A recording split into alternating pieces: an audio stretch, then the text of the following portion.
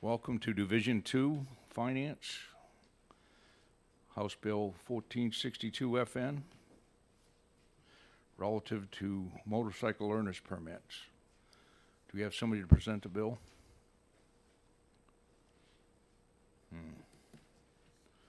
Who sponsored that?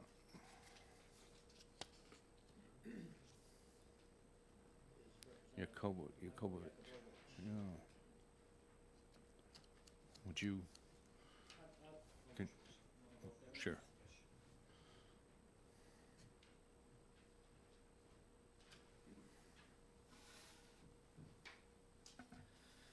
Thank you, Mr. Chairman. Good morning, everybody. Representative Len Turcott, I will introduce this bill on behalf of the sponsor, Michael Yakubovich, House Bill 1462 FN, relative to motorcycle learners permits.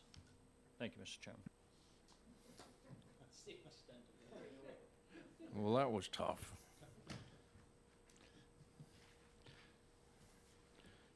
Anybody in the audience would like to testify? I'm sorry? I do not know why. This relative to motorcycle learners permits.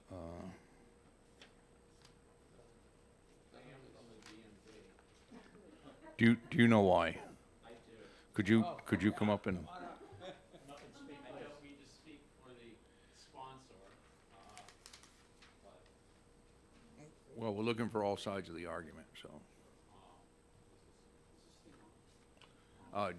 Yeah, there you go. got it. Larry Crow from the Division of Motor Vehicles. The reason is the current law only allows for one in a lifetime. It is entirely possible somebody could get a motorcycle permit and it could rain, and it's only good for 45 days. It could rain for those 45 days, putting people in a difficult situation.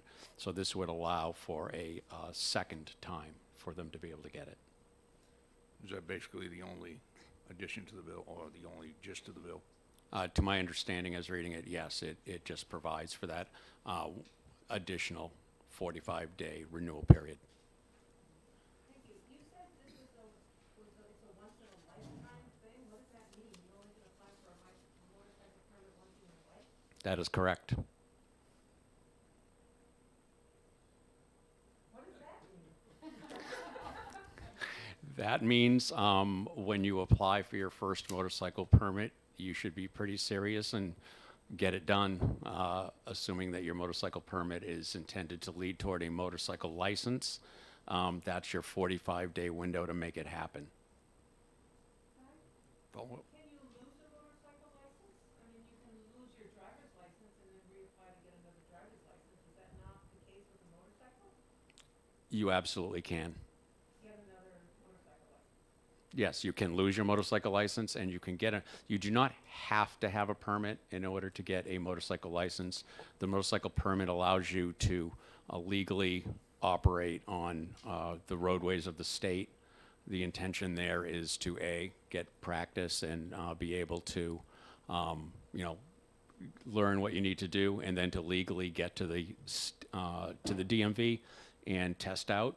However, there are other ways around it that you could legally test. Representative Heath, and then Representative Turcott. Thank you. In our fiscal note, it says that this is expected to be, there's going to be a one-time cost of $28,000. Could you explain that, please? Why? I'm the motorcycle guy. I run motorcycle rider training. I can, however, it does require an adjustment and retooling of our computers. Right now, there's a hard stop. If anybody's ever had a permit and they come in and try to apply for another one, the system's going to deny them. So there's an adjustment to that. So I'm guessing that is part of it. I'm going to emphasize that word guessing.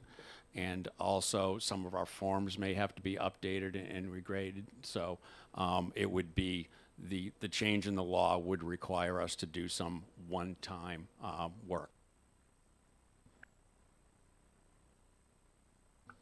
you, Mr. Chairman. Thanks for the question. I'm not going to ask you whether you support or oppose this, but I will ask, do you see this as a reasonable accommodation for motorcycle permit holders?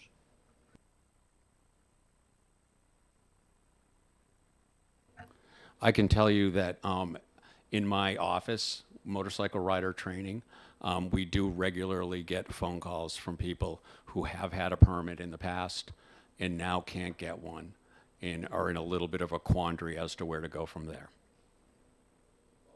As a result of a time crunch and the limitation of the 45 days? Yes, many didn't realize they got one before, and this was, oh yeah, that's right. Or, as I said, the weather circumstances beyond their control, something like that. So I do hear from the public that they would like another shot at a motorcycle permit. Thank you very much. Thank you, Mr. Chairman. So I guess the question is, this was just for a permit, not for the license. That is correct. And this would allow for a one-time renewal for an additional 45 days.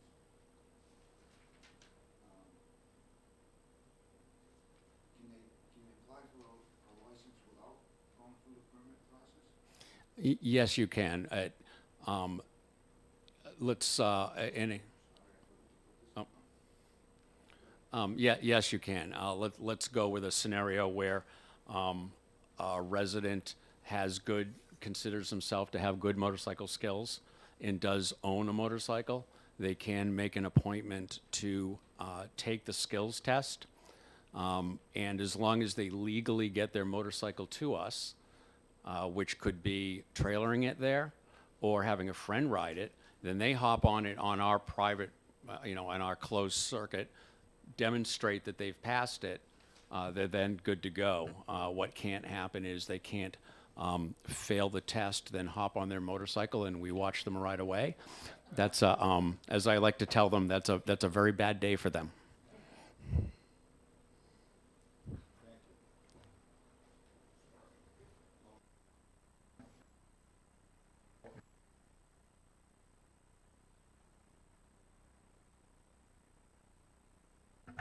The written test is the test that's for the permit.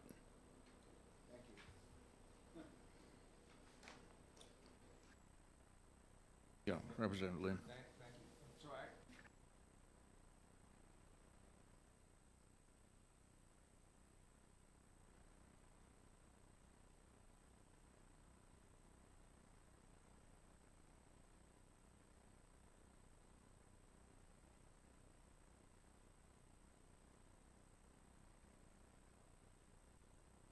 Or is there some other alternative way that somebody who doesn't know how to ride a motorcycle can learn without the permit? There definitely is another way for that to happen, and that is to go through motorcycle rider training, where we provide the motorcycle and all the instruction, and at the conclusion of it, also administer the skill test, which if passed, allows them to get their motorcycle endorsement or motorcycle-only license. And the motorcycle rider training, is that something that is conducted by the department? Yes. No, we pay them. It's a big responsibility. We have to give them some money. So, Representative Bucco. trying to incentive to go through the program. As the state coordinator of motorcycle rider training, I'm going to say that I do believe that is one of the absolute best ways to go ahead and do that. However, there is the other option, which is absolutely allowed in law. Allowed in law. There is not, there are states that are mandatory training. New Hampshire is not one of them. Representative Heath. So if we pass this bill, but if we first amend the bill and take out the $28,000 and give you permission to have the additional permit time in place, how horrible would it be for your agency? It's not a budget year. So would you be able to go forward without the $28,000? Yeah, I apologize, Representative Heath, but I cannot answer that question. All right, I'm thank you. just the motorcycle guy. I understand. And when I say jest, actually, I think it's pretty cool, but that's okay. I understand. But I apologize, I don't have that. Thank you. You notice his hair is all messed up from riding his motorcycle over here today. It's a lovely day. Excuse me. And this is the permanent state of my hair, by the way.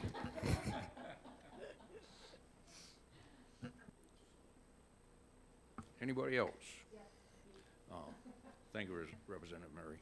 In lieu of the 28,000, is there a what is the fee for a motorcycle permit? And to extend the permit, would there be a possibility to add a $10 fee or something on top of that? Again, I can't speak a lot to the money go round.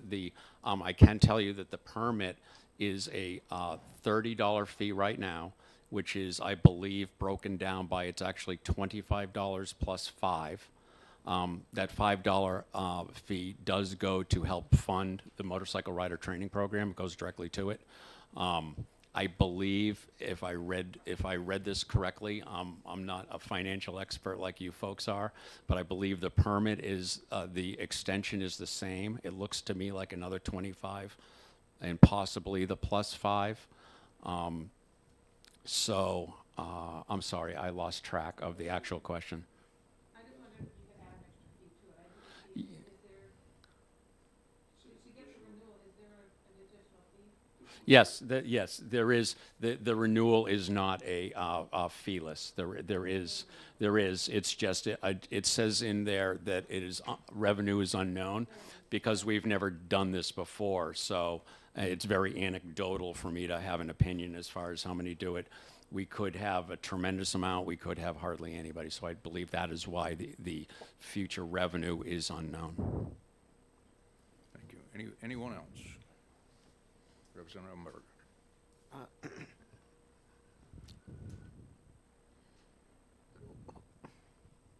Is the current cost for Real ID $60?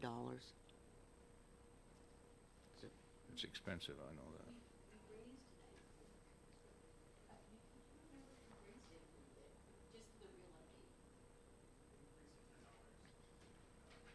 It went from 50 to 60, and I So- believe that was $10. Yeah.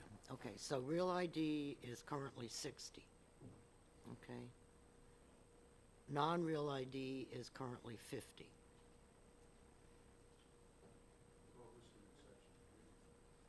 Pardon? Okay. And then it says, for each youth operator's license and examination, $10 per year, not to exceed 50. Is that current law? Oh, you don't? I'll try to speak loudly. So everything you see in section 3 is current law with the exception of line 22. You see that $25 fee added for the motorcycle learning permit review. So everything you see there is not being changed by this bill with the exception of the additional $25 fee added on line 22. So what do motorcycle learner permits cost today? It is currently $30, and then that $30 does pay forward for the endorsement, assuming that the citizen moves the permit into an endorsement as a result of successful testing. That $30 goes forward, so there's not an additional fee at that point. That $30 is pay early or pay late, but it's a one-time fee. Okay. So what you're asking for is that if you don't get your license within the time frame, then in order to renew it, it would cost you 25 more. Is that right? As I read this, I do believe that that's it. I don't see the additional $5 fee in here, which would bring it up to 30, but under methodology, it does say for an additional fee of 30. So I believe it's 25 plus 5. And the 25 is for the permit, and then it was when 26334B was, which is motorcycle rider training, RSA, it was baked into that this program would be funded by a variety of motorcycle use. And the license was part of that, which helps fund this. The program is pretty much self-funding by motorcyclists in the state. So somewhere there's that $5 has brought that up to the 30. Well, it's not brought up to the 30 because it says 25. Yeah, I'm looking at the methodology. Yeah, well, the methodology You doesn't folk, count. yeah, you folks are much better about the, I believe the $5 is someplace else. On line 23, there's a reference to original driver's license issues. $5 is credited to driver training. That doesn't pertain to the motorcycle. I guess that as I look at this or thought about it, that since it's a renewal, you've already paid the $5. And so all we're doing is renewing it for, yes, Mickey? So RSA 263-34I, Roman 2, says in addition to any other permit or license or endorsement fee for a motorcycle learner's permit or motorcycle license or endorsement, and for each license renewal, an additional fee of $5 shall be assessed and collected by the department. So it is a different statute that's not part of this bill, which is why you don't see it. Okay, okay. So if I interpret this correctly, what we're saying is you've paid the $5 the first time for your I think the renewal would also be subject to the $5. So you see 25 stated here, the renewal would also be subject to the $5 in the RSA I just read off, which is why the fiscal note ties to 30. So you don't see the $5 surcharge, if you will, addressed in this bill because that is unchanged. That's unaffected by this bill.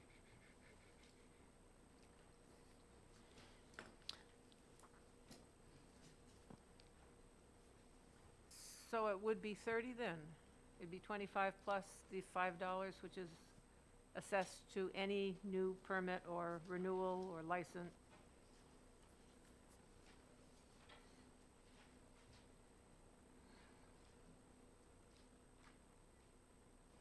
I think that's what Mickey said. Representative Lynn? Yeah.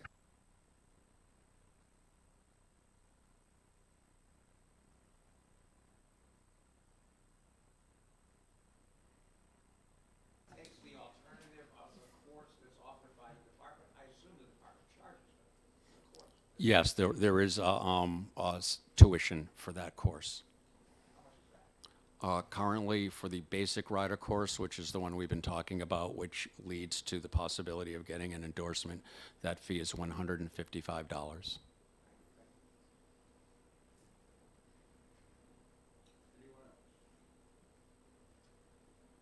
Speak for the bill? Thank you, Mr. Chair.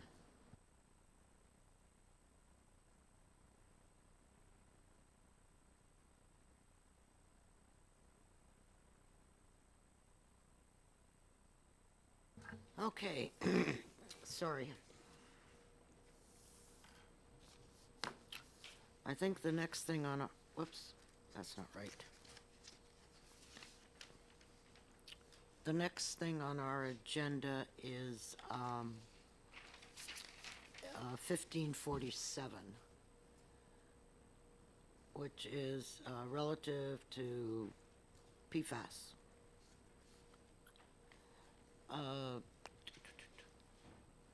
Go by the time, because Oh, is there a time? it has 2 o'clock. Uh, I know. And this has 1682, 130. Yeah, I show 1682 at 1:30. I thought we were in the other way. Okay.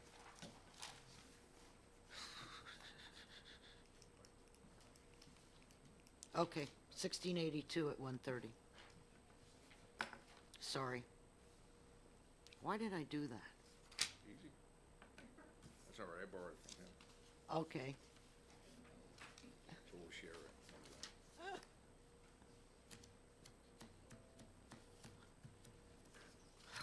No, not PFAS, huh? Yeah.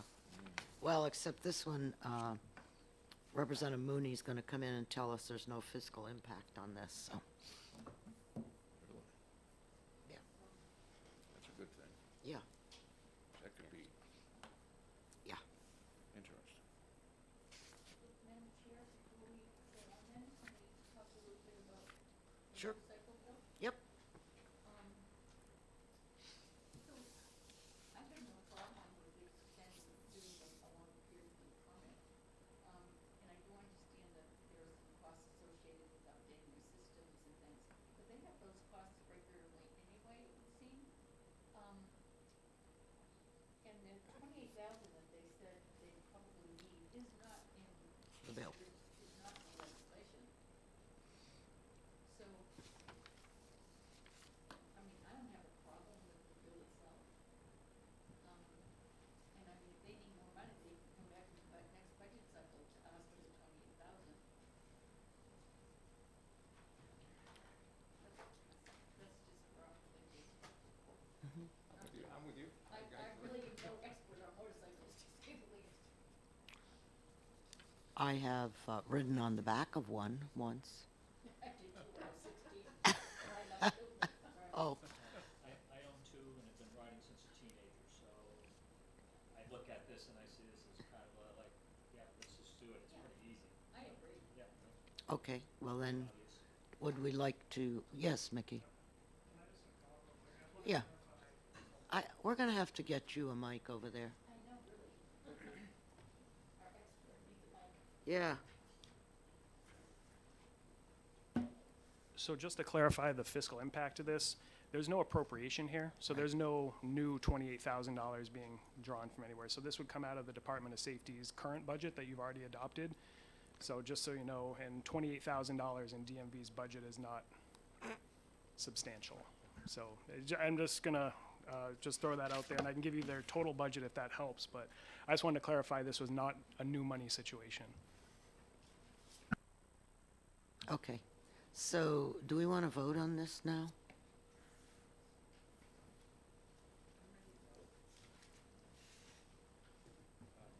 So I'll make a motion to pass. Well, Or do we have to- question? Yep. Point of order, I guess, would be more appropriate. S-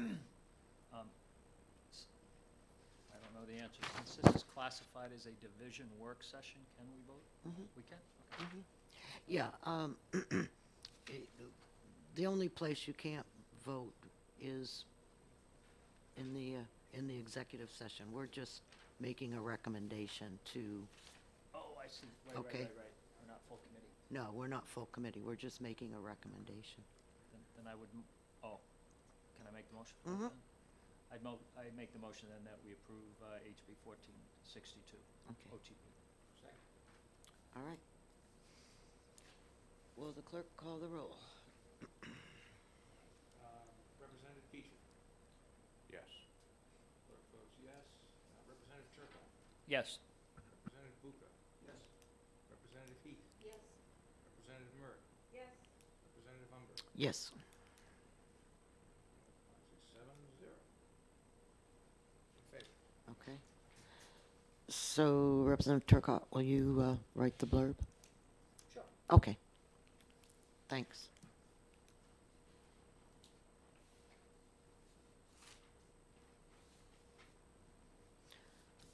Is it 1:30?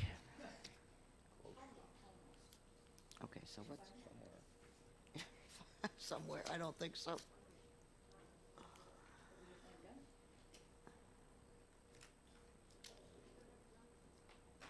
It's the law enforcement thing.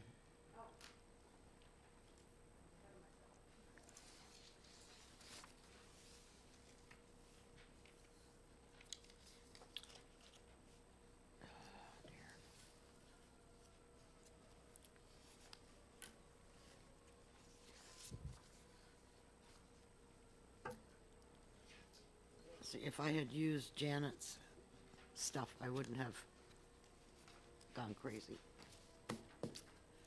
Okay.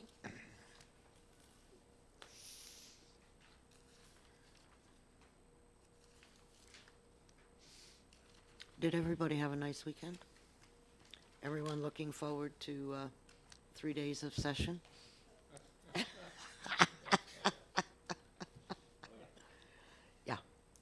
Yeah, I thought so. That's 3 days when we're not aggravating anyone out there, other than just ourselves. Ugh. And on top of that, we have a fiscal committee meeting on Friday, so, yeah. Busy week. I'm like, why did I, well, first of all, we weren't supposed to meet Tuesday, Wednesday, and Thursday when we,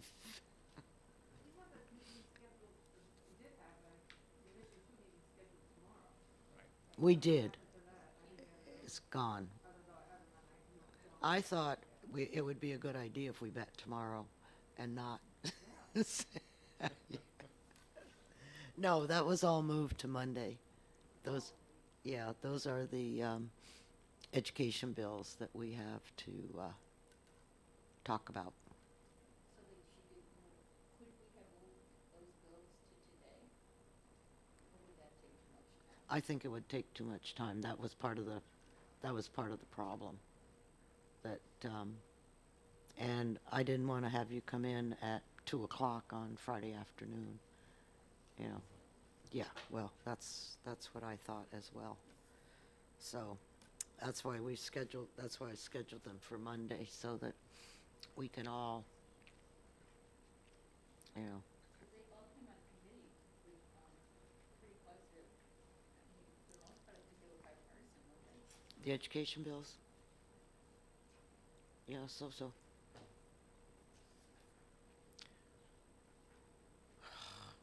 Okay. My watch says it's 1:30. So I'm going to open the work session on HB 1682.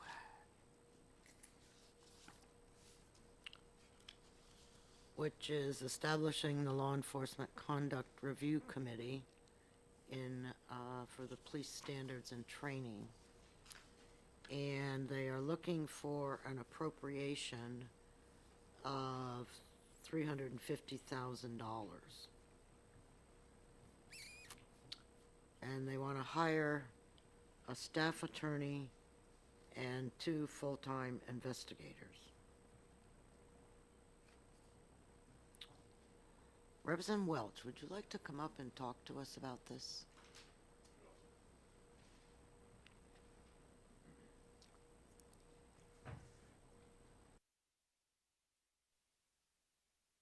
Thank you, Madam Chairman. For the record, I'm Representative David A. Welch. I represent Rockingham 13, Kingston, and Hampshire. I served on the commission that crafted this bill, and quite frankly, we did not deal with the appropriations. That's why we're here. The bill was largely crafted by Director Skipper and the folks from the Attorney General's office. So unless you have some questions that I can answer, and I don't know, I'm not too good at answering questions, but I'll try. Oh, come on, Representative Welch, you've been answering questions for 30 years, so, at least, in the legislature. Oh, okay, well, I said at least. At least. Is there anyone here from Police Standards? Okay. Oh, I'm sorry, Mr. Skipper, I should have known that. Director Skipper. Yeah. I know David worked on the, or at least willingly sponsored the bill. So sit down, sit down. Oh, thank you. Yeah, we're pretty informal in here, unlike what I would call regular hearings that are held over in the big room. We're in the little room, and it's so I really appreciate it. And I know I have met you before, and I apologize for not recognizing you. Madam Chair, we've only met once before, I and think it so. was right after my COVID shot on Zoom, so I might have appeared a little foggy on the screen. Okay, so I guess that what we want to really focus in on, I'm sure that all of us have read the LEAC report and are aware of all of the things that the commission was trying to do to sort out what's going on in the police. And I know that there's a process right now that's going on for people that are on the, I call it the Lori list, which is not the right name. It's some exculpatory something or other. And I guess that, I apologize. oh, that's quite all right.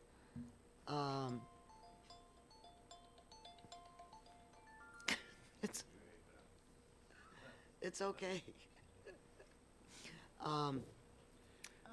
I guess that what this is trying to do is to more.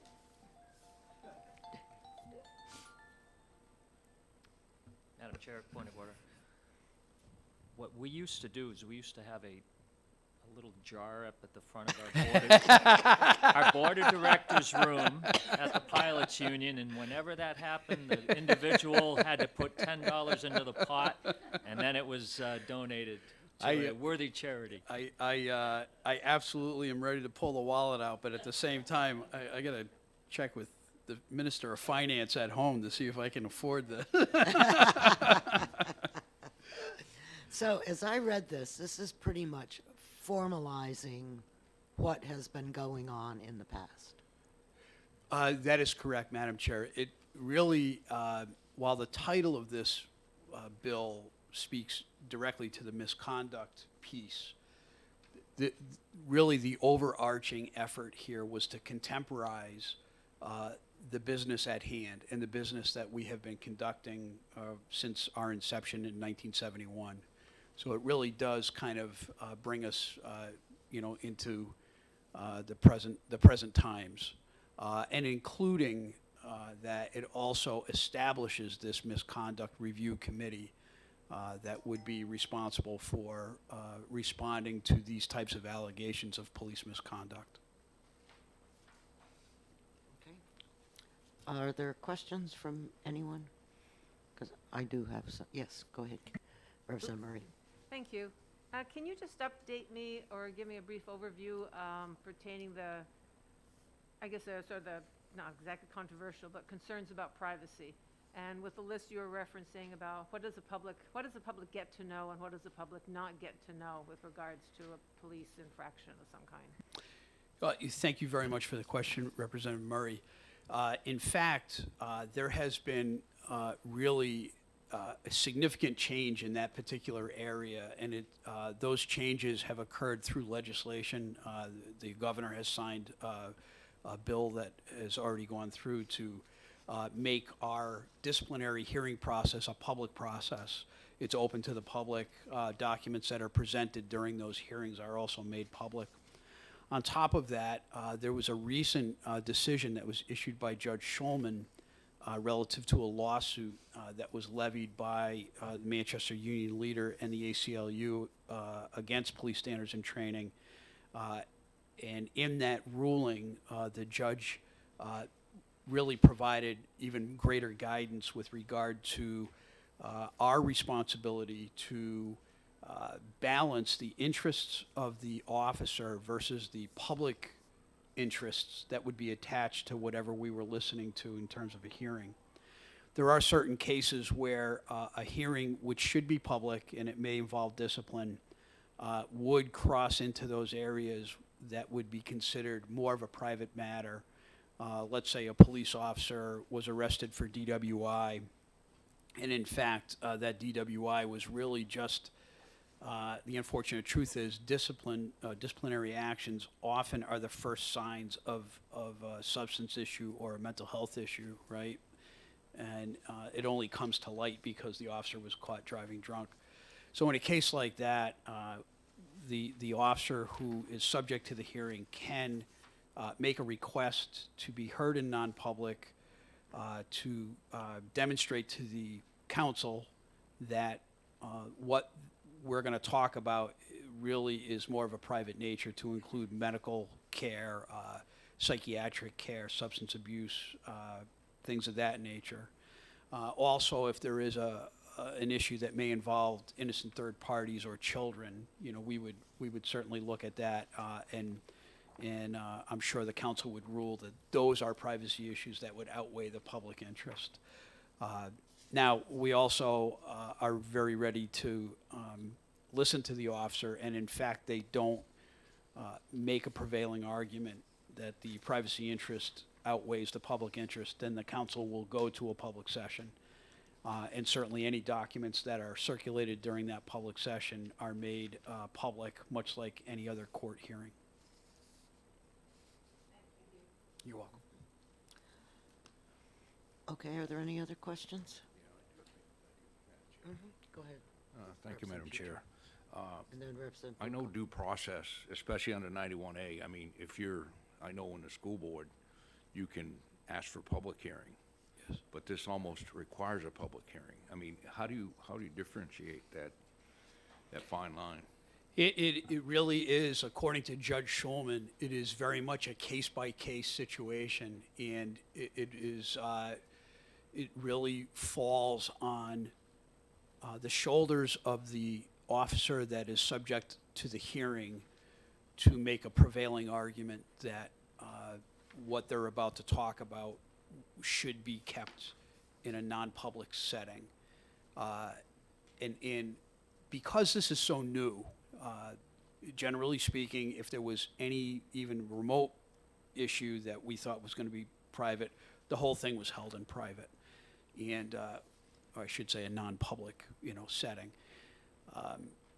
This decision is very, very new, and in fact, the law that just recently went into effect that demands that these hearings be held in public, notwithstanding the privacy issues.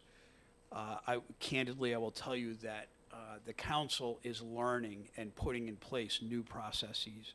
We're very fortunate to have Attorney Stacy Mosier, who's attached to our agency from the Attorney General's office. She serves as our civil attorney, and she's been just excellent in terms of providing guidance as we kind of get our arms around these new procedures that we have to put in place. And we are very sensitive to the notion of due process to that officer as well. It is imperative that those officers receive complete due process as part of this overarching new way of us doing business. Thank you. Representative Bucco? Thank you, Madam Chair. This proposal for one full-time attorney and 2 full-time investigators, is there that much misconduct? I mean, it's quite a long list of violations here. Representative Bucco, I think this is an excellent question because the answer is unknown. We don't know what is going to happen if this legislation goes into effect and the switch gets flipped, where we're going to be receiving these complaints. And I have talked to peers throughout the nation and subject matter experts relative to police investigations, use of force investigations. There's an attorney out of Connecticut that really is a subject matter expert, and all of their opinion collectively is that stand by, because the complaints are going to come in, a whole lot heavier than what we've probably anticipated in the first instance. When the light shines on this. Yes, and I think it'll be imperative that if in fact this legislation goes through, it'll be imperative for the attorney and the investigators to stay true to those areas of misconduct that are identified, and make sure that we don't get any mission creep where we're going beyond the scope of really what this committee is supposed to address. Thank you. You're welcome, sir. So if I read this correctly, you want the attorney to work for you and not for the AG, we're doing right now? That is correct, madam. One of the stipulations to form this type of review committee, which came out of LEAC, was to make sure that it was a standalone executive branch agency. And while the Attorney General's office also fits in that same category, they have a very specific responsibility to investigate matters of public integrity, where a public servant would be committing a crime under the color of their particular job, to include police officers. And it was really decided that the misconduct piece and the criminal piece should be kept separate. And that's the reason that this committee would be at police standards and training. So this particular lawyer would only be dealing with misconduct? The way we see this now, yes, ma'am. Okay. And the two investigators would be investigating misconduct only? They would be, yes, that would be their primary function, is to investigate allegations of misconduct. And to be clear, not only would they be responsible for conducting independent investigations, but also working with agencies that have robust internal affairs agencies. Example would be Manchester PD or the state police, where a good bulk of that work would be carried by the agency. Our investigators would work with them to make sure that things are done within the parameters set forth in this particular bill. Okay. I hope you know that there are thousands of state jobs out there empty. So, what is your thought process if this passes in being able to hire these 3 people? I think that it will be easier to identify an attorney to take on this particular position. I will tell you candidly that people who are going to act in the role of the investigator will need to be seasoned police leaders, people who have sat in command positions, to really have a very firm grasp of what they're investigating and the landscape in which these things occur. And so to that end, it may be more difficult for us to find full-time investigators. Nonetheless, I do know that New Hampshire law enforcement recognizes the importance of this, and I am interested to see, if it does go through, what type of people will be applying for these types of positions.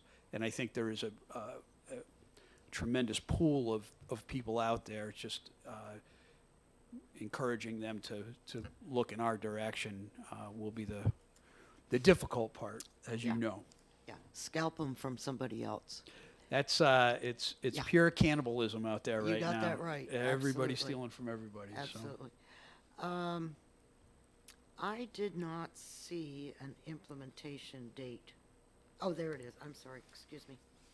So, is the 350,000, since this isn't effective until 1 January, is the 350 for a full year, or is it really half of that?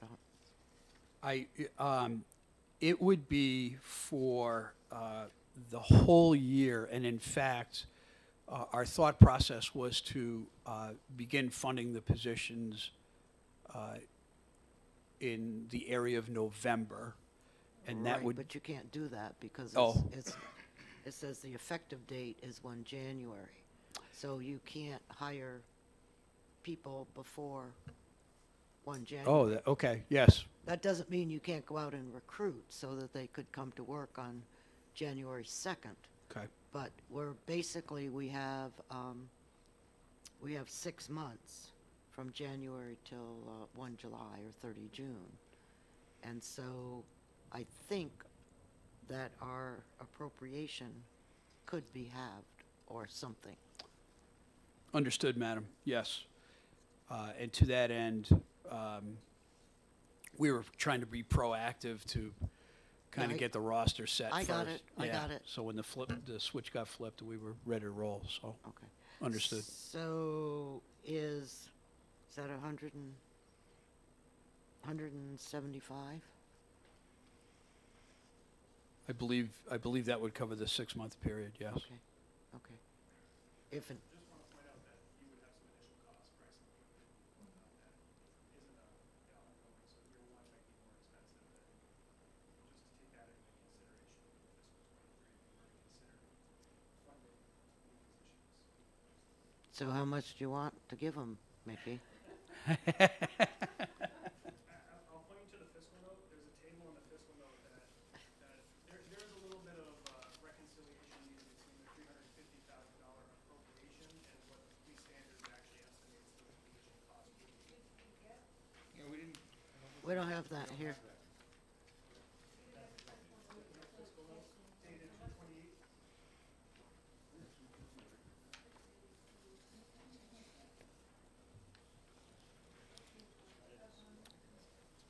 There's nothing. I have it here.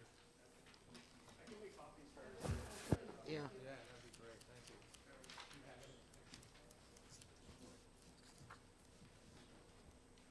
Yes, go ahead, Tom. Thank Oh, you, sorry, Madam Chair. I guess I Representative have a Bucco. question. When it comes to this, can the council absorb this cost now? Without having to have this appropriation? At the bottom of the line there, it says that it could be any cost in excess of the 350 could be absorbed.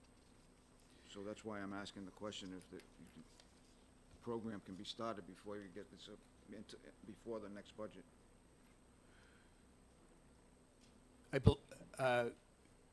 Yes. I think we could, and it will cause us to go back. We're getting ready to go in front of fiscal on Friday to reappropriate a number of our lines.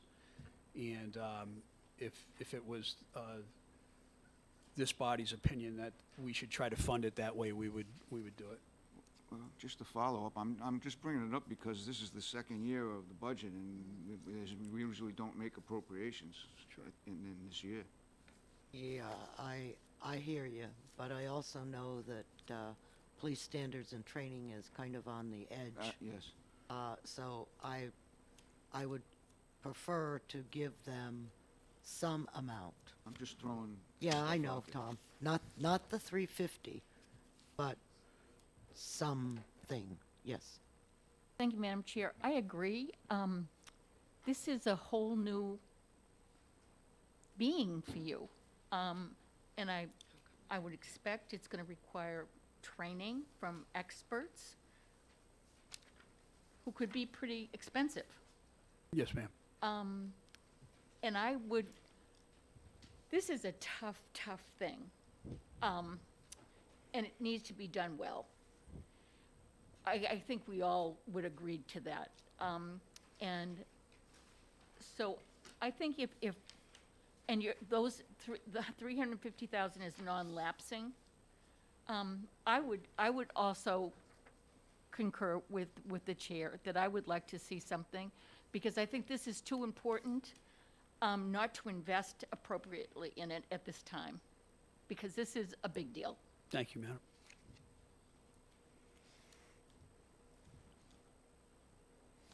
Yeah, so Mickey, this says that they would have the money to, if there were any extra costs.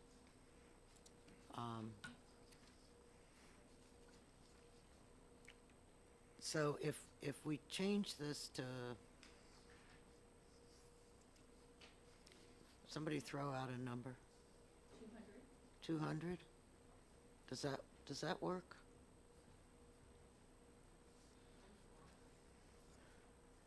Are you fine with that, Bob? Well. Reducing it. You know what, can I just ask some questions? You can ask all the questions you want.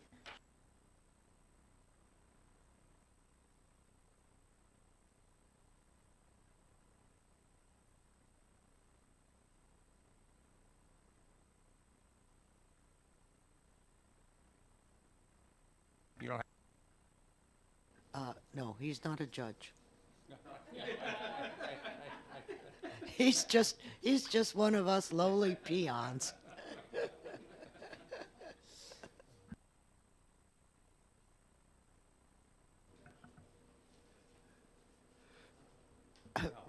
Representative Murray. Thank you. I have a question and just, I guess, a personal comment, if I may. You referenced that, you're going to be dealing with issues around substance abuse and some issues that may involve children and mental health. On the council, is there a place for a mental health professional, to perhaps identify or help form a conversation around some of those issues? There is not a specific person specified under statute that should have a mental health background to be part of the council. We do work very closely and have identified with a mental health provider who is really kind of the council's mental health provider. And in fact, we have engaged that doctor in a couple of cases already where the council asked for some further information with regard to an officer that, may be in front of the council beforehand to maybe offer some additional psychological screening and or maybe some support. That it's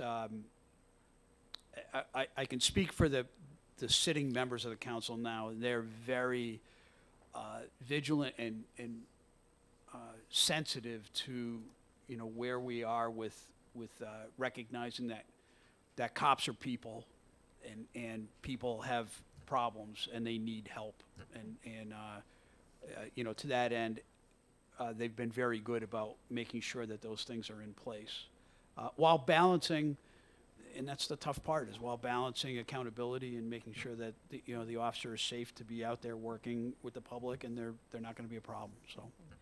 And just if I may, my personal comment, I was in a horrible car accident at the beginning of January, and the state police were so fabulous and compassionate and helpful and professional and all the way through. And Trooper Gasek was my buddy. And so I would love you to know, I'm sure you hear a lot of negative things, and I want you to know how fabulous they were when I had my accident. I thank you for passing that along, and Trooper Gasek's a good guy, and I'll make sure that I pass those kind words on. Representative Lynn, you have a question? Sorry about that. Yes. Whoop. A lot of money to donate.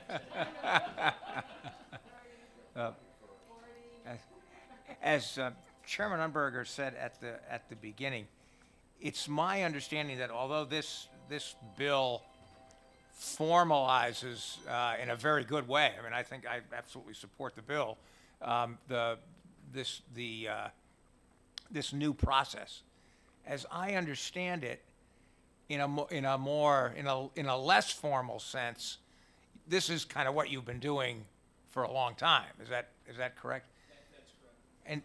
And so just to sort of follow up on that, I guess I wonder if you could give us some indication. For example, you referenced that Attorney Moser from the Attorney General's office is kind of your kind of contact person. So could you give us some indication on, say over the last 5 years, on average, how much time has an attorney been involved in, misconduct kind of investigations on the one hand, and then can you give us some indication of how much investigator resources you've used on on average in a given year over the last 5 years? Excellent. So, to be clear, my second-year anniversary in my position will be coming up in 2 days, which ironically was the same date that we shut the state down. So, we have never had an attorney, for lack of a better term, a prosecuting attorney for hearings. Right. In the history of police standards and training. That has been left to, that role has been left to the bureau commander for the standards division within police standards and training. And it has been a bit colloquial, for lack of a better term, right? We have relied 100% on the investigation that is conducted by the outside agency without review to speak of, or without providing additional guidance or asking for more information. We really take that investigation done by an outside agency at face value. Our standards division will review that case, and then we would bring that case forward, and it's prosecuted by Major Dave Parento, who retired #2 from New Hampshire State Police and now runs the Standards Bureau at Police Standards and Training. One of the things that was identified during the LEAC commission and then further spoken about on the actual misconduct review commission was that the process needed to be more adversarial, and that the prosecutor should in fact prosecute the case and be ready to provide a sentence recommendation beyond that. And those are things that we don't do now. And so this would contemporize really the way that we have held hearings in the past. Okay. May I follow? You may. I guess what I'm really trying to kind of driving at is, what's the basis upon which you believe that you would need a full-time attorney, number one, and number two, what's the basis upon which you believe you would need 2 full-time investigators? In other words, I guess in some sense I maybe share the same concerns that Representative Bucco maybe expressed earlier. Is there really that much misconduct that you're gonna be able to occupy an attorney full-time or occupy 2 investigators full-time? Or would it make more sense for us, at least initially, to, appropriate enough money, let's say, for a part-time attorney and maybe 1 investigator or even a part-time investigator, with, the understanding that if it turns out you're overwhelmed, then, you come back next year and say, we need more resources. Excellent, excellent question. I think that as much work as there is going into investigating misconduct, there's going to be many times more effort to review cases that are not going to be looked at by this committee. We're going to need to have this vetting process in place. And I can tell you that these allegations of misconduct I apologize, are going to really be, I anticipate it's going to be a real floodgate when this happens. People are going to want to file complaints that are going to be outside of the very narrow scope that's outlined in 106L as proposed. I cannot tell you, Judge, what the caseload is going to be. The other portion of this is that it is now incumbent upon police standards and training to review these investigations and to possibly have to go back with our investigators to gather more information. In some cases, there's going to be agencies that will not have the bandwidth to complete an investigation on their own. An average-sized police department in the state of New Hampshire has 10 full-time police officers. And so a vast number of them have less than that. They do not have robust IAs, professional standards, things of that nature. They have professional standards. They don't have a unit that addresses those things. So I wish I could give you an answer. I can't because I don't know what the call volume is going to be. I don't know what the workload is going to be. I anticipate that it's going to be, there's going to be a lot of it. And I anticipate that a lot of it is going to have to be looked at carefully, and a decision will probably be made. This is not within our purview, and we're going to refer this back to the home agency. It doesn't fall within the confines of misconduct as defined.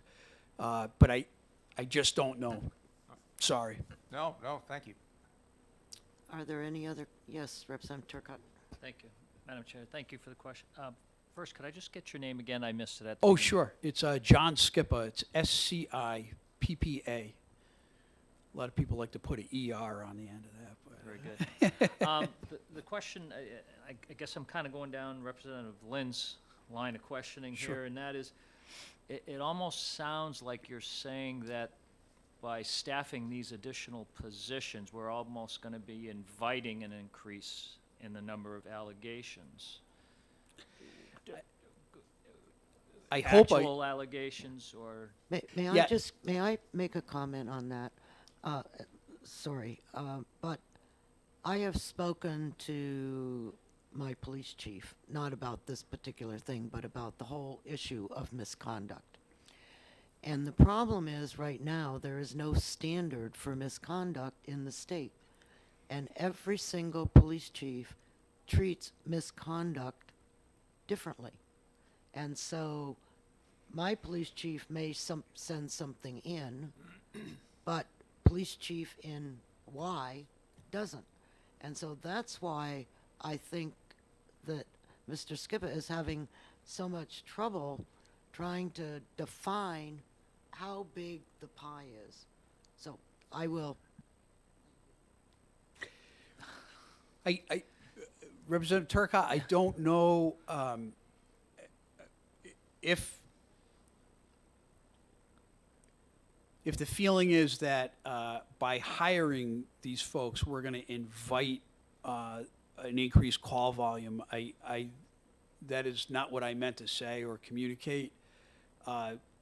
Really, I think that this was carefully thought out during the commission, and we really felt that to get this program started, this was really kind of lowballing what may come down the road.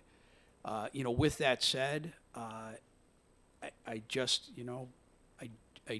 could not tell you how big the wave is going to be. And talking to my my peers across the country, they're telling me that stand by because you're going to be getting a lot of complaints, and those complaints have to be vetted by somebody. And then once we determine that the complaint is a legitimate complaint, we're going to have to steer those investigations. But I do appreciate this different line of thought. Like, well, maybe the floodgates don't open at all, and nobody shows up to the party, and that would be good. And then I would have employees that I could have do other things as well, right? Another piece to the investigator's pie will be to help us conduct compliance audits, which are things that we have it was identified in a 2019 audit of our operation where we were falling very short on. And so those investigators certainly could pick up the ball and also help us conduct those compliance audits, is what we call them, just to make sure that agencies are doing exactly what they're supposed to be doing from a regulatory point of view.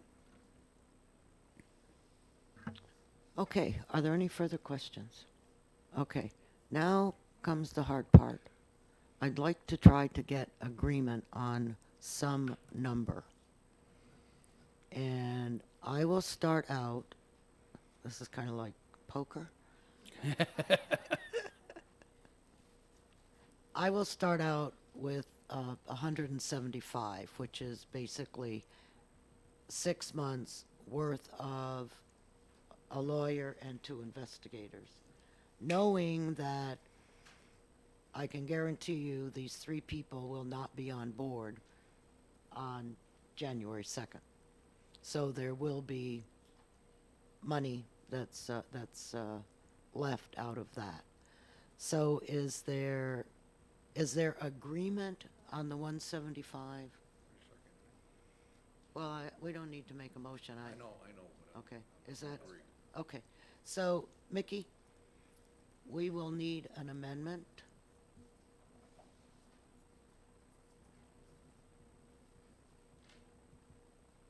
And is there anything that anyone else has to offer or say on this? Okay, so this will come back? Okay, thank you. Oh, go ahead. Okay. Thank you, Mr. Skiba. I appreciate it so much, and this is really good work that folks have been doing on this whole LEAC business, and I know it's going to be a process, and I'm sure we'll get more of those little bills back in the future. So, Thank you, Madam Chair. Thank you, members of this committee. Thank you. okay, you're welcome. Okay.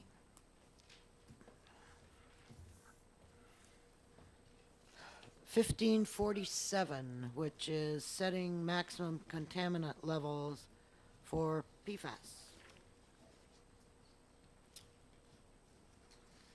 So, Representative Mooney has good news for us.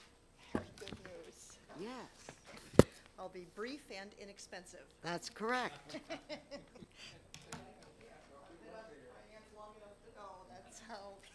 That's what's effective.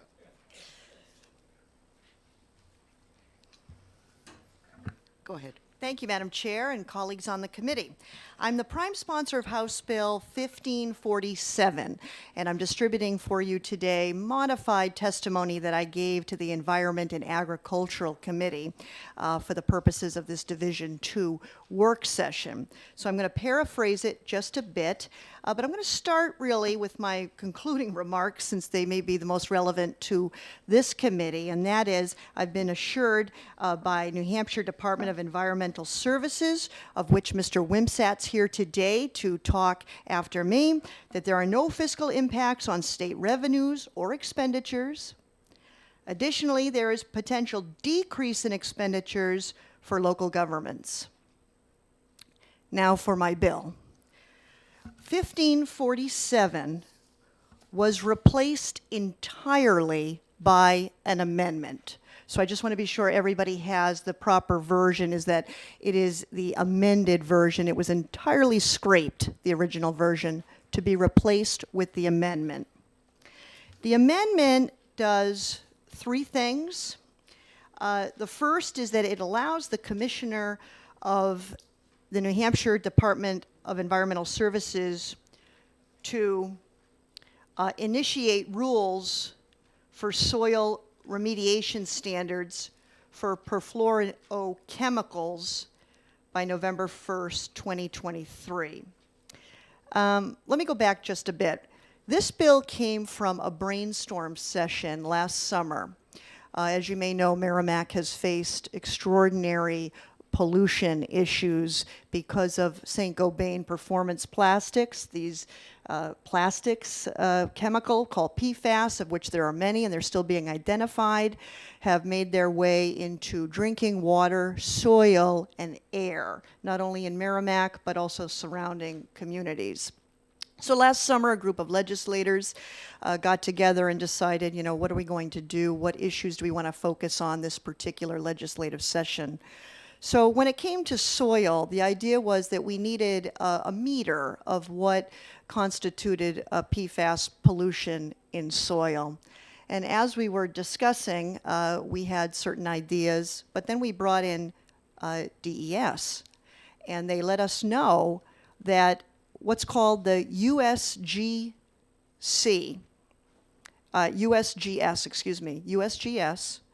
which is the United States Geological Survey, is already performing a study of New Hampshire soil that's due by the fall of 2022.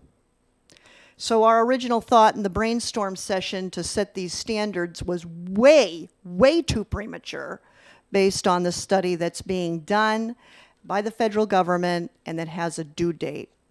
So the first section of the bill recognizes that the USGS is going to be performing that study and that they have a due date by which to report those study findings.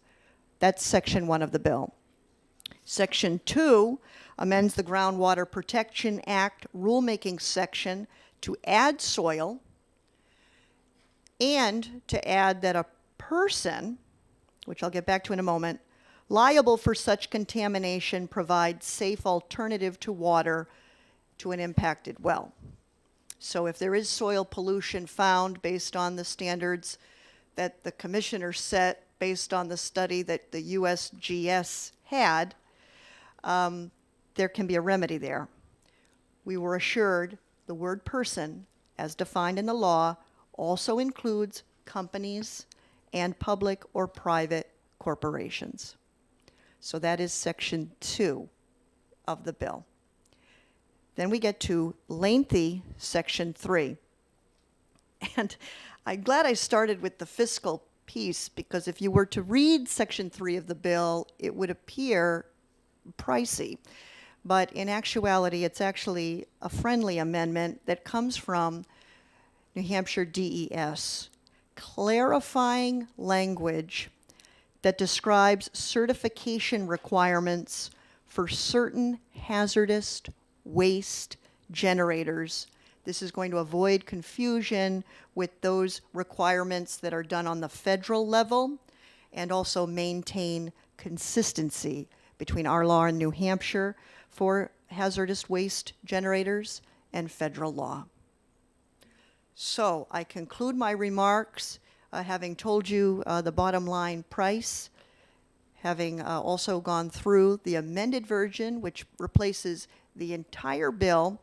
And I just want to make note that this bill in my community has been recognized as almost, I hesitate to use the word perfect, but a perfect bill in terms of the community working together with activists, our Citizens for Clean Water, state legislators, our state senator, New Hampshire Department of Environmental Services. The Environment and Agriculture Committee approved the bill unanimously. The bill also went through the full House on February 16, 2022, without debate. And with that, I'll conclude my remark. Thank you, Madam Chair, and members of the committee for your attention and your service. Are there any questions that anyone has? First, Representative Mooney. Okay. Oh, yes. I guess I have to ask this, thank you, Madam Chair. I guess I have to ask this just to be sure that when this is the amended version, by the way, 249H, and where the exceedingly, I'm sorry, I guess I could,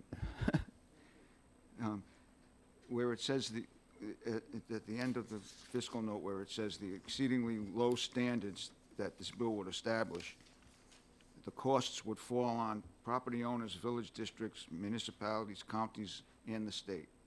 Is that all been resolved through this? Well, I don't know how it's been resolved, because this amendment is the same number that you're quoting here. So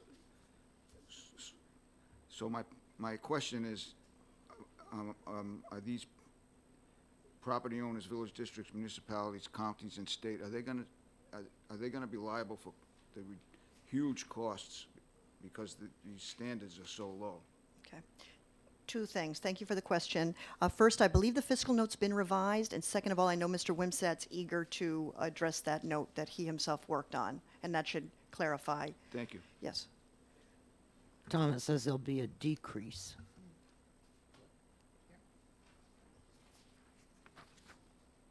Yeah.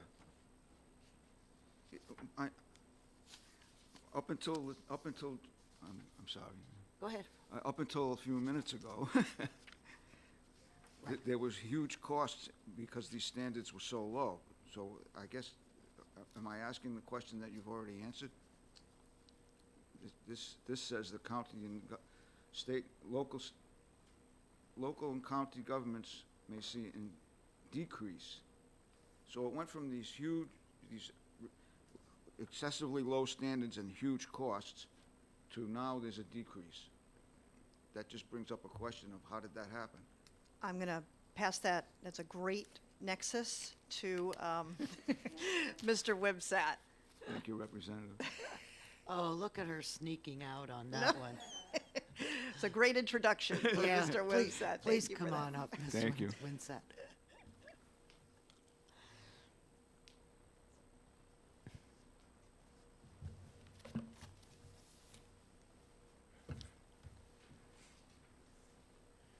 Good afternoon, Madam Chair, members of the committee. Good afternoon. If you'd like, I'd be happy to answer Representative Bucco's question right now. Absolutely. Sure. So the original version of the bill, although well-intentioned, proposed to set soil standards, numerical soil standards that were exceedingly low. They were actually based upon the drinking water standards for those same 4 Pfas compounds. And what, unless you're in this business, you don't know that while drinking water standards tend to be on the relatively low side in terms of concentration because it's a direct exposure through drinking water, 2.5 liters a day for a lifetime. The corresponding soil standards that we typically set for that are usually at least 3 orders of magnitude higher because they don't pose the same risk in soils as they do in drinking water. So, like I said, while well-intentioned, the original version of the bill erroneously proposed to set those standards to be equivalent to the drinking water standards. So it would have set standards in soil that were, not only unachievable, but probably you couldn't even test for them at those levels in soil. So that was what our original fiscal note suggested, that if the bill were to actually pass this in its original form, it would create an untenable regulatory situation that would be famously expensive to try to comply with. So that's why that, but the bill is in its current proposed amended form, or as amended by the House, would not do that. Okay. Are there other questions for Mr. Is it Winsat? WIMSAT, yes. What's your first name?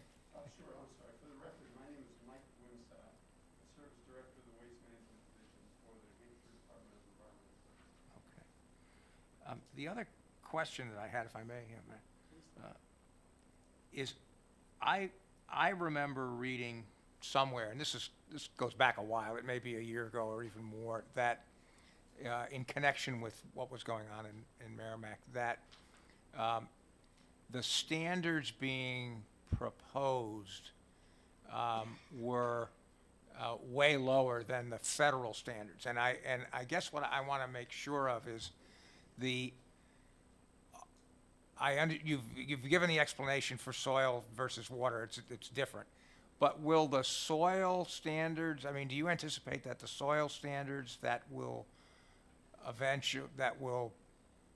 govern here are consistent with the federal soil standards? Could you turn your mic on? Just press the button. That Thank works you. better, doesn't it? Yeah, well, it works. Yes, so to be clear, what you would have read a year ago would have been referring to our drinking water standards. And it is true that the drinking water standards that we set based on our own review of the science were lower than what was in place at the time under the federal government, has to be said, does not currently have drinking water MCLs that are enforceable under the Safe Drinking Water Act. They just have what they call a health advisory. They've basically said that for the 2 compounds that most people are familiar with, PFOA and PFOS, that a combined standard of 70 parts per trillion is their health advisory. We were directed by this body, by the legislature, to actually review the science and all the available science to date and develop proposed state-level drinking water standards. And when we did that review, we arrived at numbers for PFOA and PFOS at 12 parts per trillion and 15 parts per trillion, respectively.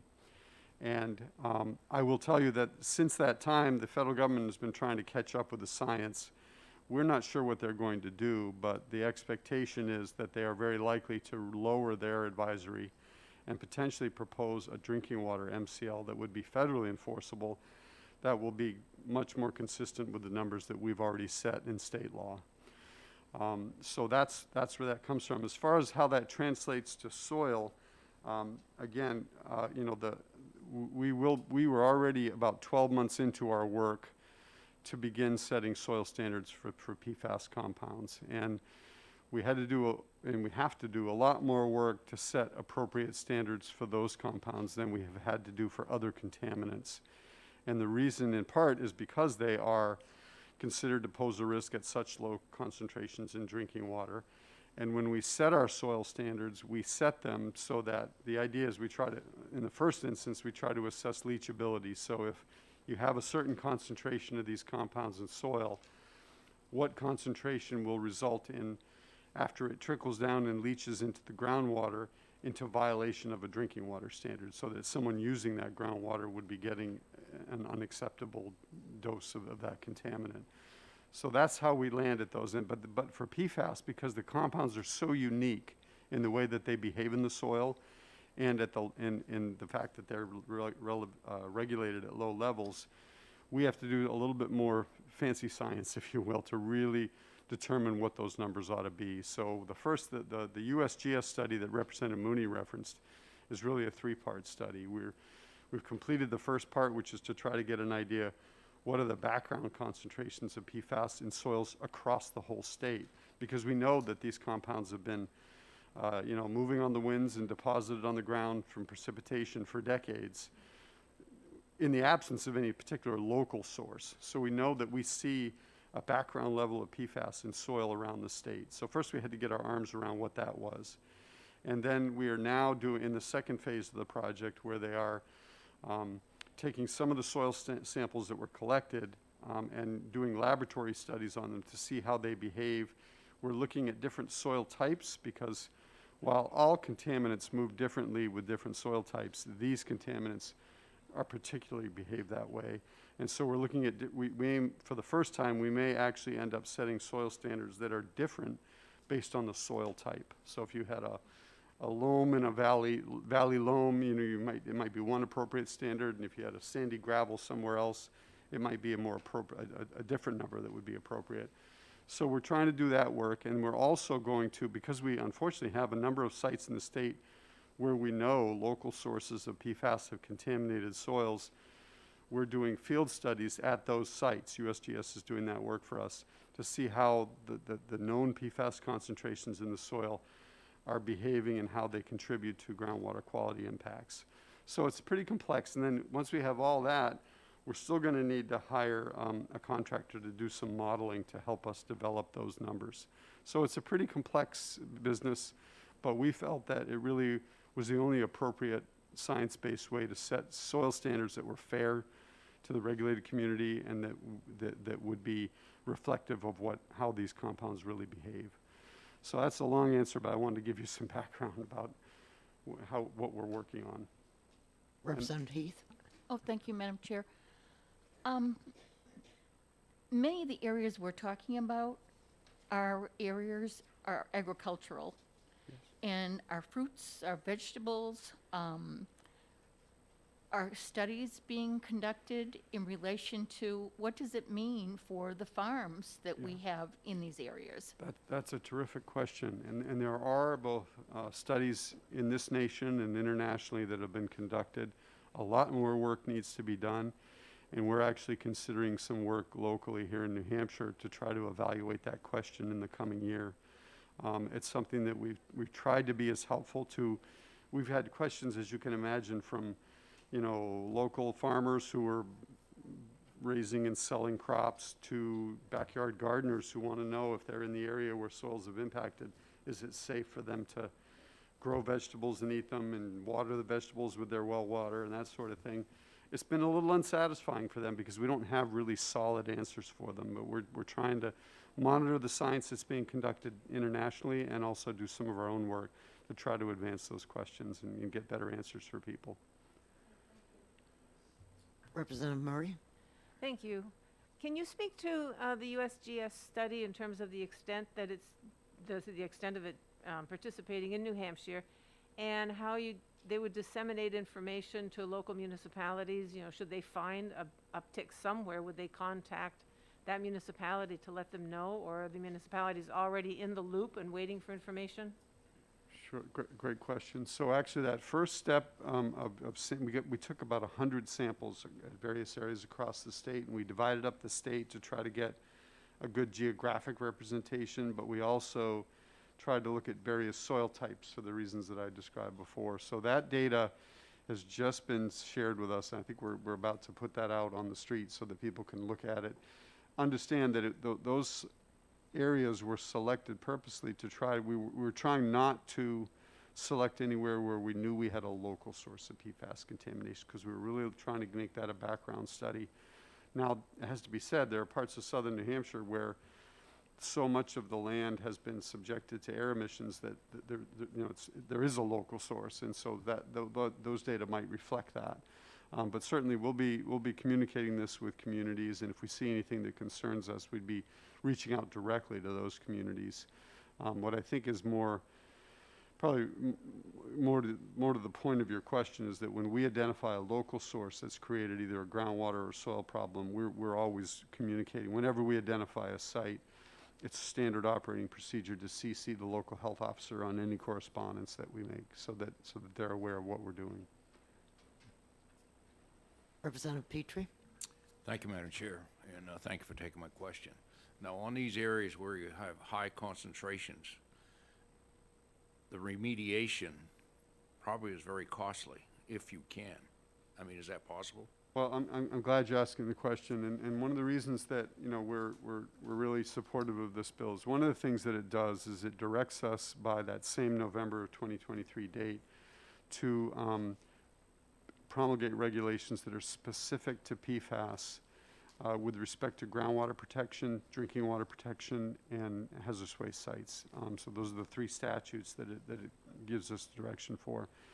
And the reason we wanted that is that because these contaminants are so unique, but also because they're so prevalent in our state, we felt we needed to be able to make specific regulations that would recognize that certain things were just not going to be feasible. So for instance, we have several miles of I-93 that is being worked on in southern New Hampshire, and they're no doubt going to encounter soils that have been, because they're in this area of air deposition, they're undoubtedly going to encounter soils that are contaminated. And what we want to be able to do is to promulgate regulations that, if you have soils that don't meet a particular soil standard that we might set, we want to have other options available to the owners of those sites to cost effectively manage those soils. As opposed to, normally if we have a soil standard and it's a hazardous waste site, we'll say, well, you might have to spend, $2 million to take that soil to a disposal facility.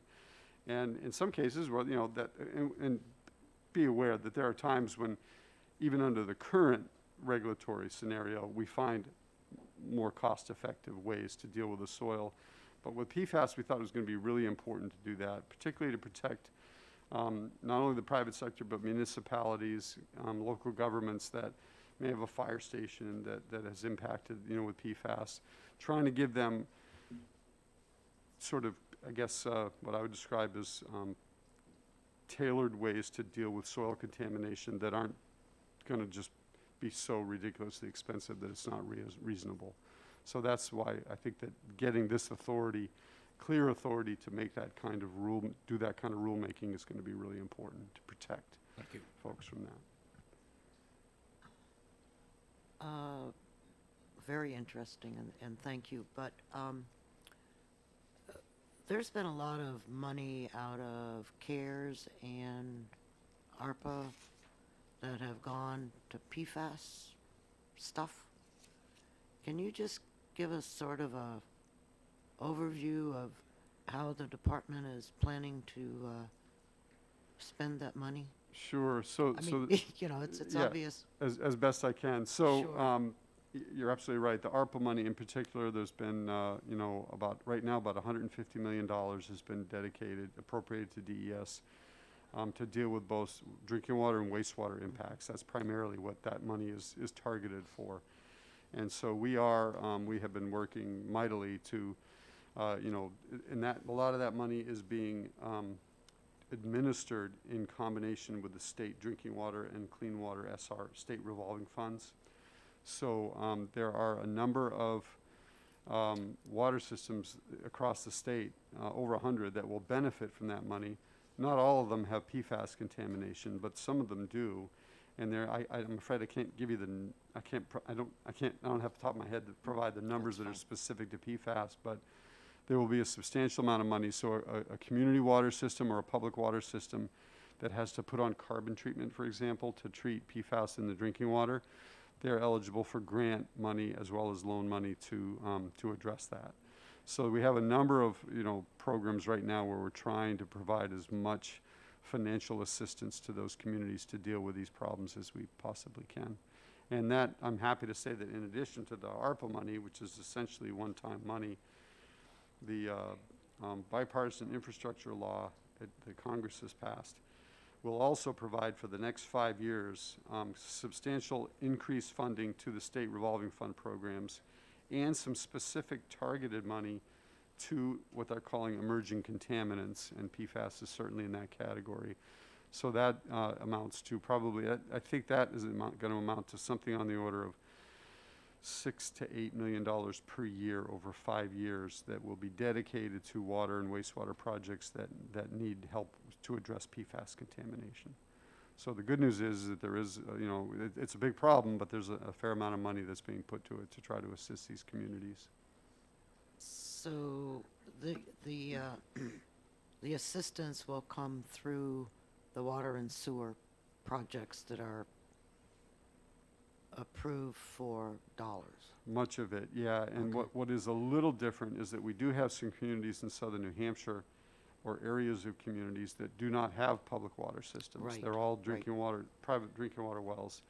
The good news is that through a lot of lobbying by the states and a lot of people concerned and sharing their concerns with Congress, much of that money will be eligible. Those parties who normally wouldn't be eligible for the SRF, they will be eligible if they are going to, particularly if they're looking to connect to another drinking water system or even stand up their own new drinking water system to address those private wells that have been impacted. So we have a tremendous amount of work ahead of us in the coming years, but there's going to, you know, if you were able to take a future snapshot, say 5 years from now, you're going to see a lot more homes on connected to public water systems in southern New Hampshire than you see right now.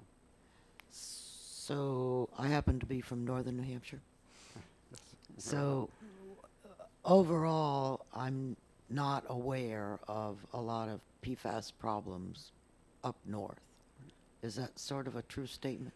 Yes, I think that is a fair statement. When we, you know, if you look at our map of impacts from PFAS, it is definitely weighted much more heavily to the southern half of the state. And that's not surprising because it's going to tend to track with manufacturing facilities and the intensity of commercial and industrial development. So as a general rule, the North Country has much less of that kind of contamination than. It's not immune to the global impacts that, you know, for that background. I mean, no matter where we look in the state, we're going to see a certain background background concentration of PFAS just from global transport. But in terms of local sources, it's much less prevalent in the North Country than it is in southern and seacoast New Hampshire. Okay. Are there any other questions? Yes, go ahead. Just one Representative. final question. Do you plot cancer clusters in relation to high-impact PFAS areas? Well, the Department of Environmental Services doesn't collect or process cancer data. That's the purview of the Department of Health and Human Services.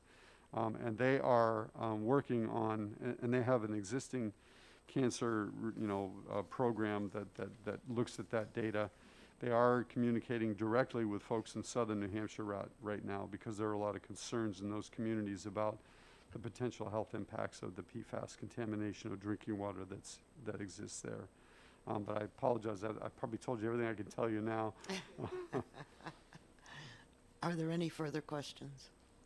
Seeing none, thank you, Mr. Winsat. It was very informative and helpful, and it sounds like you folks are doing a really good job, which we're happy about. Thank you, you're quite welcome. Thank you.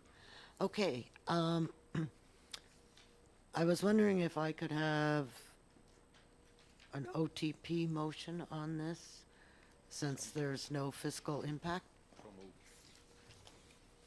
Representative Petrie, do I have a second? Second. Okay.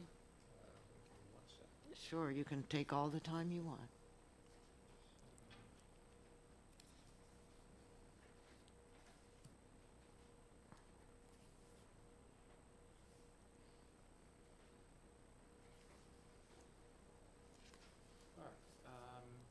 All right, Representative Petrie. Yes. Clerk votes yes. Representative Turcott. Yes. Representative Bucco. Yes. Representative Heath. Yes. Representative Murray. Yes. Representative Umber. Yes. Vote is 7-0. Okay, thank you. Boy, we are really moving right along here. So thank you very much. I appreciate it. And thank you for getting rid of all the cost.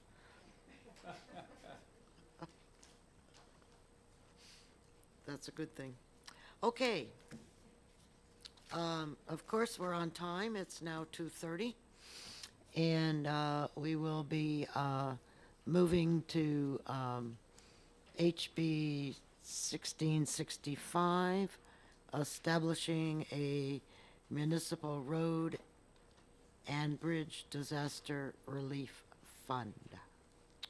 So, Representative Aaron, do you want to come up and chat with us? I thought so.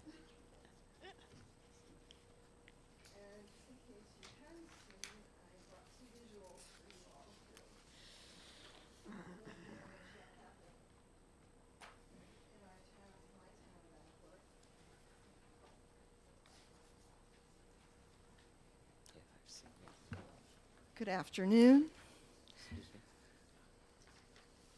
For the record, my name is Representative Judy Aaron, and I am from Sullivan County, District 7, which represents the towns of Ackworth, Goshen, Langdon, Leominster, and Washington. Before you today is a bill that I submitted, HB 1665, which proposes to set up a municipal road and bridge disaster relief fund in order to provide gap funding to municipalities that have experienced damage to their roads and bridges due to a natural disaster. And as you may or may not know, this past July, my town was hit with horrible flooding as a result of weather that we had. And there was significant road damage and bridge damage done in our town. And I had come to speak with many of the House and Senate leadership seeking funds to help our municipality work through getting this damage repaired as quickly as possible, because there were major roads through our town that were impassable. Houses and businesses were cut off from being able to have access in and out of town. There was actually only 1 or 2 ways in and out of town at the time.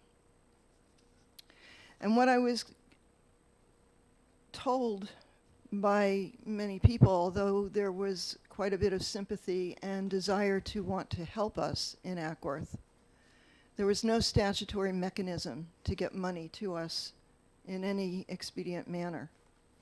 And so that's where the idea for this Municipal Road and Bridge Disaster Relief Fund came from. So I brought this bill to the municipal committee, and they passed it unanimously. It is a bipartisan legislation. I worked with Senator Khan on it, and we felt it was important to establish this kind of fund to help these towns who experienced this sort of devastation. And it was indeed devastating. We had farmers at the height of their at the height of their seasons not being able to have access to their crops. We had Bascom Maple Farms, which is one of the largest maple producers in the state, unable to get to their sap lines to fix them and get them ready for this time of the year. We had farms that couldn't get rid of their manure pits, empty their manure pits, and that was starting to cause a problem with them being able to comply with DES rules. There was just a number of problems, utility poles that we couldn't have access to because roads were so damaged we couldn't get any kind of equipment or materials to do any kind of work on those utility poles. So it was imperative to have some sort of funding immediately to get work done on these roads to make them passable. And seeing as we did not we were unable to get any kind of help from the state, we had to turn to go to Mascoma Bank and embarked on a $2.1 million loan for the town, which we're still trying to figure out how we're ever going to pay back. This has been a financial hardship for the town of Ackworth. It was also it's also been a financial hardship for some of the towns surrounding our town. I know because of the damage that was done to Route 12 as a result of this flooding and storms that we had in July, roads were diverted onto other roads that really couldn't take that kind of traffic. In Langdon, I know that there was, I guess, a South Hemlock Street where normally you get 50 cars a day. They ended up getting over 1,000 a day, which resulted in them having to pay almost $28,000 a month in maintenance to keep, it was a gravel road, to keep it maintained so that school buses and trucks could traverse there safely. So you can see the great financial impact that this kind of natural disaster can bring upon these small communities who do not have financial resources. We had in our bank account, in our fund balance in Ackworth, only $550,000 available, and we were only able to access $350,000 of that to go towards road repairs, because we had to leave $200,000 in the fund balance, as is required by DRA. And while we were able to use that money, it certainly wasn't, ample funds to make the kinds of repairs that we needed to make. But we used what we had available, and then we went, had a special town meeting, and went to get this $2.1 million loan, which we are working with Mascoma Bank. And so that's pretty much in a nutshell why I've come to you today, and hope that you will be able to fund this proposed bill. And I'd be happy to answer any questions. Okay, Representative Petrie. Thank you, Madam Chair. Thank you for taking my question. Was this declared a national disaster? This was declared emergency. There was an emergency declaration declared, and that happened. I think it was 3 or 4 months after the event happened, and so I know there's a statute that is in place now that says that a town can loan money from the state, but you would have to wait until that disaster, that declaration was declared by the President of the United States. And I know that statute, I guess, is in the, there's some bill in the Senate that seeks to change that. But as it is, I mean, you know, we'd have to wait for a presidential declaration. Follow-up. Yep. Right, and that allows you to borrow from the federal government, doesn't it? No, No? allows you to borrow money from the state treasury. The state treasury. Yep. But it's at a better rate than what you could get at a bank, is that correct? I'm not so sure. I know the rate that we got from Muskoma Bank was 2.6%. That's not bad. And, you know, they were really, really kind and willing to work with us. They're even willing to work with us on a schedule for paying the loan back. And the way it's structured is it's sort of like a revolving credit, almost like a home equity loan, that as we do a project, we can expend funds from that. And then when we apply to FEMA for compensation, whatever money FEMA decides to send to us back, we can take that money and put it towards, put it back into paying back the loan. So it's sort of like a revolving kind of credit. Thank you. Representative Murray. Thank you. This is maybe following up what you just said, so I understand. You describe this as gap funding, waiting for, FEMA money to come in. There's also the statement of municipalities wishing to draw from the fund in the future shall pay into the fund a certain amount. Does this mean that when the FEMA money comes in, do you reimburse the money, does the money go back into this fund if we were to set up the fund? No, that was not the intention. Okay, so you would get money from the state for the infrastructure in addition to whatever FEMA provides? Well, as I understand, FEMA will not pay you if you have gotten funds from other sources. So But you would the- lose your FEMA money if we did this? Possibly, I'm not sure, but what the intention was of this was to do whatever kind of temporary repairs that you may need to do in order to get yourself back into working order. Okay, may I follow up on that some more? You certainly Yeah, may. thank you. So now you use the word temporary. So this would be getting roads at least passable? Yes. But then you would still need funds in order to make the roads permanently passable? Yes. And where would that money come from? Well, you would then have your projects, which you would submit to FEMA as to what road work you need to have done. And that would be a project that you would separately apply for FEMA help with. So you'd really want to know that this would not disallow you from FEMA money? Right. Which you suggested before that you might lose FEMA money if you got money from the state. Well, FEMA reimbursement is never guaranteed anyway. So I don't know what they would approve or what they wouldn't approve. Thank you. Mm-hmm. Representative Lynn? Yes, I wonder, have you had any discussions with FEMA about this proposed legislation and how it would, how it would work with getting FEMA funding if in the event that there were disasters in the future? I have not. And can I ask a follow-up?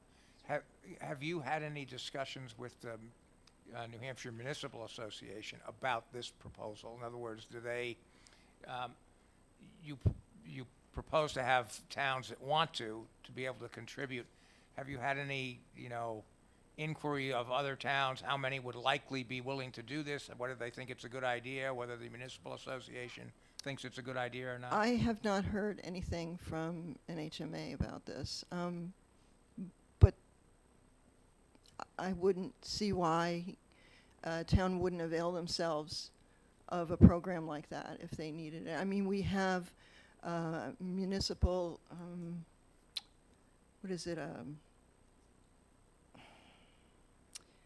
there's a mutual aid, a municipal mutual aid, where towns pay into that so that if they need help in any kind of problem that they have. Say they need sand or they need some sort of materials. There is a municipal mutual aid which works on the same kind of basis. You pay a membership or some sort of annual fee, and you can then get help from this mutual aid. So it's sort of kind of along the same lines. May I follow up? Just, I mean, I guess one of the things that might be a reason that other towns would not, you know, would not be interested would be if the result would be a potential loss of FEMA funding. So, I mean, that's, I guess it sounds like there, you know, respectfully, it sounds like there really might be more work to be done before we know whether this is really a good idea or not. That's, I can't help but saying that at least it seems that way to me. Sure. Well, in my estimation, I just wanted to at least provide some sort of statutory vehicle where monies can get to the towns that need them in this kind of situation, because there is nothing exists for them now. And when a town is hit this badly, and there's absolutely no way that the state can step in to help them, I find it, kind of disappointing that we can't do something to help our towns when they're in this sort of situation. Even if it may jeopardize some sort of funding from the federal government, at least it's something to get them going, that they can get themselves put together. You know, we had absolutely no resources to do this. We had people, contractors in the area, that lent their trucks and their materials and said, you know what, we know that you're in a really bad financial situation now, but we also know that you need to get people on the road safely. And so we will help you, and then at some point in the future, when you can pay us back, we'll be here. And thank God we had the goodness of people's hearts to help us out, because we had nothing else. There was no statutory mechanism in the state to help a town in our position. And that's what I'm seeking to do with this. Thank you. Representative Turcotte? Thank you. May I ask a series of questions without asking for? You certainly Thank may. you. Representative Aaron, how are you? I'm well, thank you. Good, excellent. Just a few questions. I want to get my kind of head around some numbers here.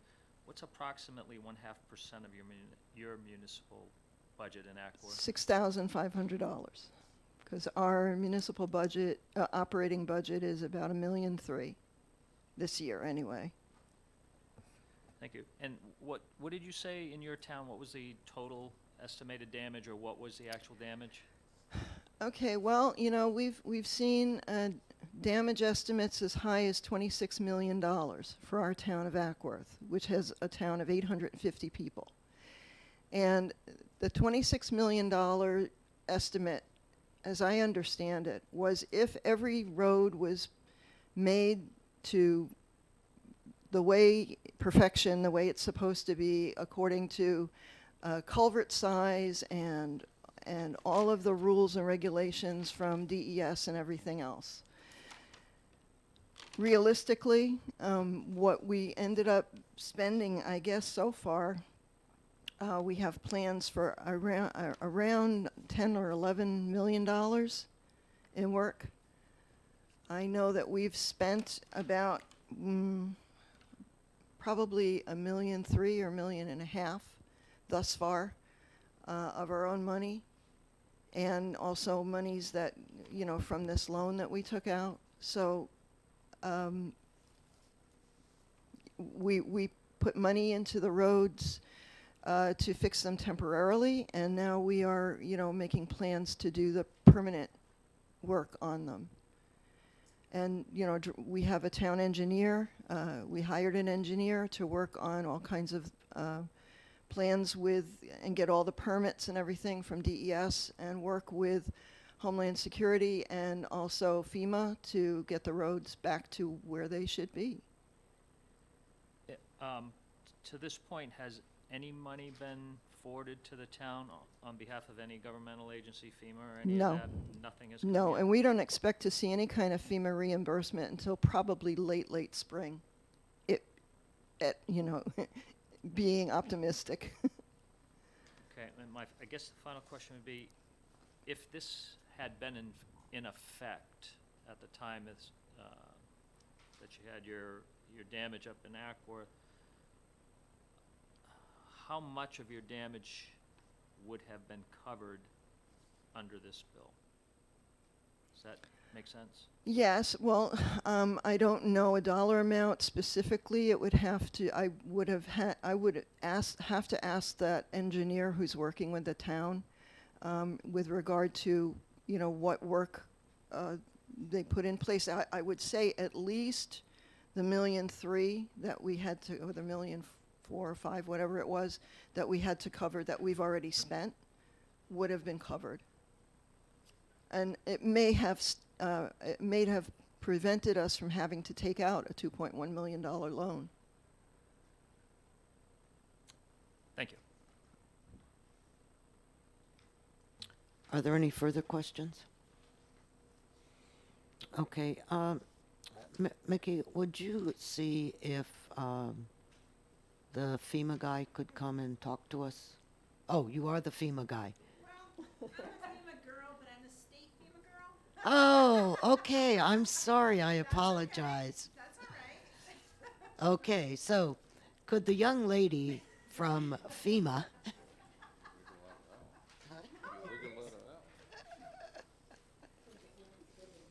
yeah. Thanks, Judy. Okay, well, Oh, we have two young ladies. I have three. Three I young have ladies. two lovely young assistants with me. Good. I'm sorry. That's okay. So, hi. Good Hi. afternoon. I'm Jen Harper. I'm the Director for Homeland Security and Emergency Management, so State FEMA. We're the good guys. They're the bad guys. No, just teasing. We're all good guys. So with me is Fallon Reed, who is our special projects lead, but previous to that, Fallon was in charge of all of our presidentially declared disasters. Currently, we have 7 open FEMA disasters that we're managing. And newly promoted is Vanessa Urango, who's with us, who took Fallon's space. So they are both the experts in the federal guidance. So that's why I'll defer to them momentarily. So Representative Aaron was correct that the flooding from July 29-30 did take a little bit to get declared, although I have to say it was record time for us. That was declared on October 4th, which is pretty unprecedented for FEMA to turn around a disaster declaration in that amount of time. That did get amended, and the declaration is now for the period of July 29 through August 2nd, and that was amended on December 27th of last year. So we are working with those towns in Sullivan and Cheshire counties pretty actively. I have 5 staff that are dedicated to just that one disaster mission. And there is, as Representative Aaron said, there is a currently a exceptional disaster relief loan. I can't remember the House bill, Mickey. Yep, so that is looking to get amended this session, and that will allow for 0% interest loans and the governor to declare a state emergency ahead of a presidential disaster declaration. The word of caution would be there's no guarantee to a presidential disaster declaration, so if a community were to ask the state treasury for a no-interest loan ahead of a presidentially declared disaster, and we do not get it, that the community would be 100% on board for paying that back at 0% interest if it gets approved in this session. I think there was something else we were going to talk about, so I'm going to turn it to Fallon. Yeah, so with the, what is 409 now, came through back in 2017, required a presidential disaster declaration, and then the interest rate was whatever the prevailing rate was through Treasury. And as the director mentioned, those are the two things we're looking to change. 402 is also out there, which is to split the cost share, because FEMA disaster declarations are 75-25% split, and the applicant or the local community is responsible for that 25% as it stands right now. So they're looking to change that to be 50% of the state and 50% on the local. But those were kind of the big Just a items. second. You said 50% state So of the 25? right, is what Okay. we're looking at, yes. Okay. And so that is currently in SB 402. 402? Correct. And then 409 is the one to modify the exceptional disaster relief loan that Senator Gaida passed through in 2017. or Okay, worked but on. that's law right now. 409 is, Yeah. yes. Okay. Yep. So yes, there, any of the applicants, once we received the disaster declaration on October 4th, could have asked for an exceptional disaster relief loan for what they needed to make the repairs at whatever the prevailing rate was at the Treasury at the time for a loan. And then whatever got reimbursed from FEMA, the community would pay back the Treasury and go from there. So on the disaster relief side, FEMA has not gone to the 100% yet, like they have on everything else, it seems. For COVID, we did. Unfortunately, for a natural disaster to reach the threshold for get 90 or 100% in New Hampshire, it's I think over $200 million. It has to be. It's a percentage. There is some talk in DC that they may be moving to do a 90-10 split for disasters declared in the last year, but we haven't got confirmation of that. So right now we're operating off of the 75-25 until otherwise. But as far as this disaster goes, and then the one that was declared from right before that as well, because we got hit twice in July, we did have the opportunity for folks who wanted to do the exceptional disaster relief loan. They could have moved forward with that if they chose to. But we haven't done anything with that loan since it came into law.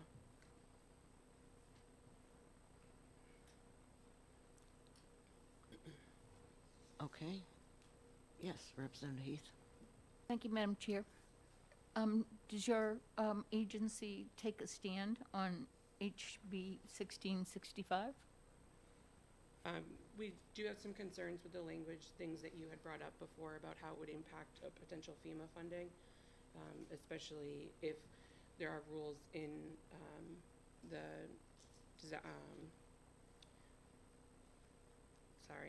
federal laws about if you have essentially an insurance policy, which this kind of would be, that amount has to be deducted from what FEMA will pay you. So any emergency work or long-term repairs would deduct this amount from that.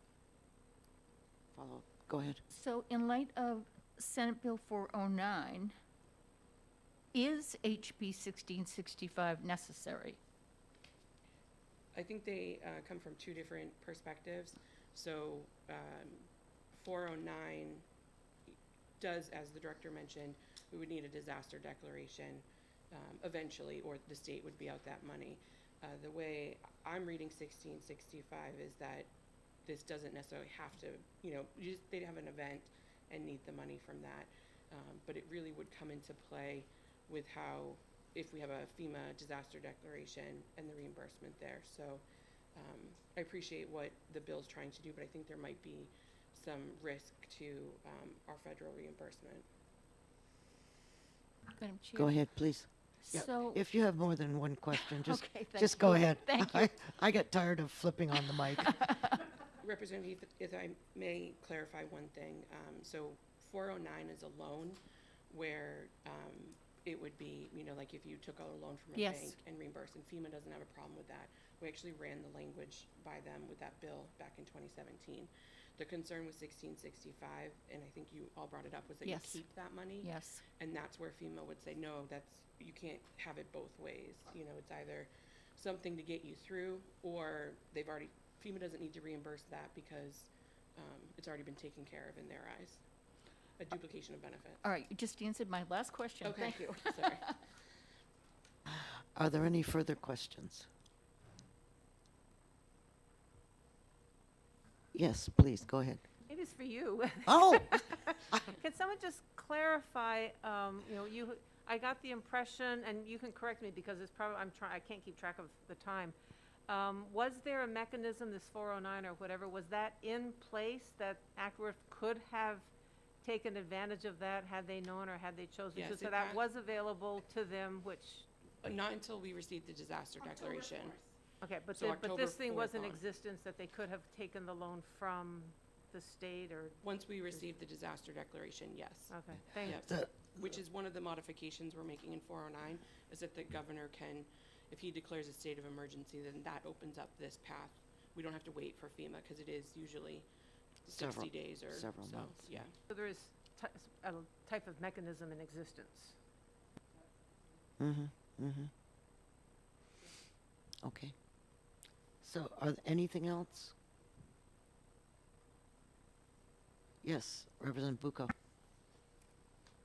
Thank you, Madam Chair. May I ask a question of the LBA? You can ask anybody you want in this room, except me. No, as I read through this over the weekend, I thought it sounded like a really smart idea, and I can understand the need for it. But the fiscal note as amended on March 11th, the whole last paragraph is about how FEMA would, none of the work would be eligible for FEMA reimbursement with this, what they would consider a policy. Am I reading that correctly? Yeah, and this is something that Fallon was discussing, that FEMA may look at this as an insurance or a policy covering municipalities, and therefore that would be deducted from their FEMA reimbursement. So that's a technical aspect of this bill that we included in the fiscal note because we felt it was important to discussion. Yeah, it made the whole difference. I was thinking that when I was reading through this, that when the FEMA money finally came, that they would be reimbursed. But this whole paragraph says, no, that's not what's gonna happen. Representative Aaron, you wanted to comment?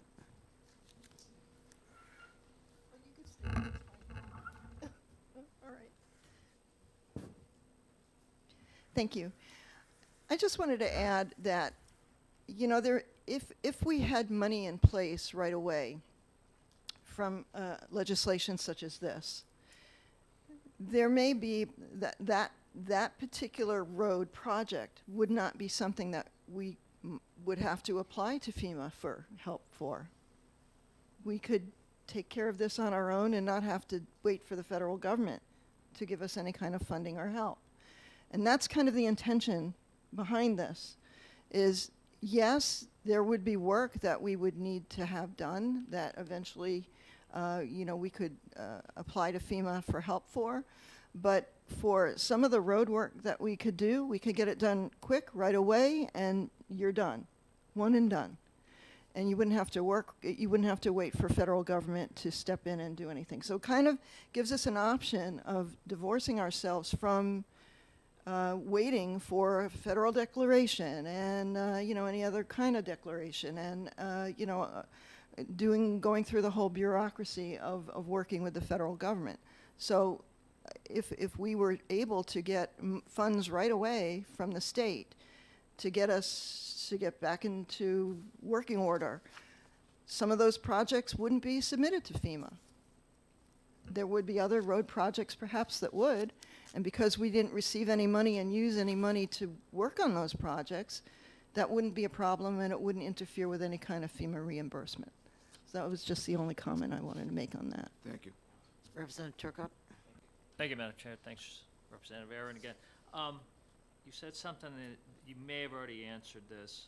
How many towns, other than Ackworth, would be willing to get into this type of arrangement? Otherwise, in other words, putting in 0.5% of their municipal budget. Has that been looked I'm into? not or- sure. I know, New Hampshire Municipal Association is not objecting to this, and I think that it's basically enabling legislation. If a town chooses to participate in this kind of program, they can. And especially, I think it would be beneficial to our smaller towns, our smaller rural towns, who do not have the financial wherewithal to deal with a devastating natural disaster such as this. Short of them getting any kind of insurance policy, I don't know, but this at least gives them access to state funds without it being a loan that they would have to pay back. To be honest, if my town took $6,500 every year, it would take them probably 40 years before they would amass any kind of money that would really make a difference to help them in this kind of situation.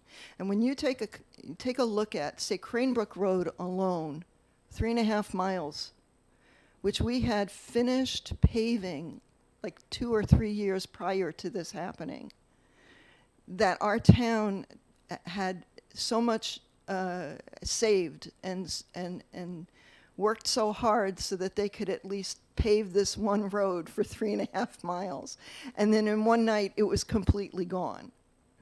So, small towns like ours, we take years and years and years to invest in these infrastructures. And in the space of an evening, it's completely gone. How do they deal with that? Representative Petrie? Oh, I'm sorry, did you have another? Okay. Maybe somebody in the back can answer. Does insurance even exist for something like this? No? Okay, thank you. Go ahead. Thank you, Madam Chair. Thank you for taking my question.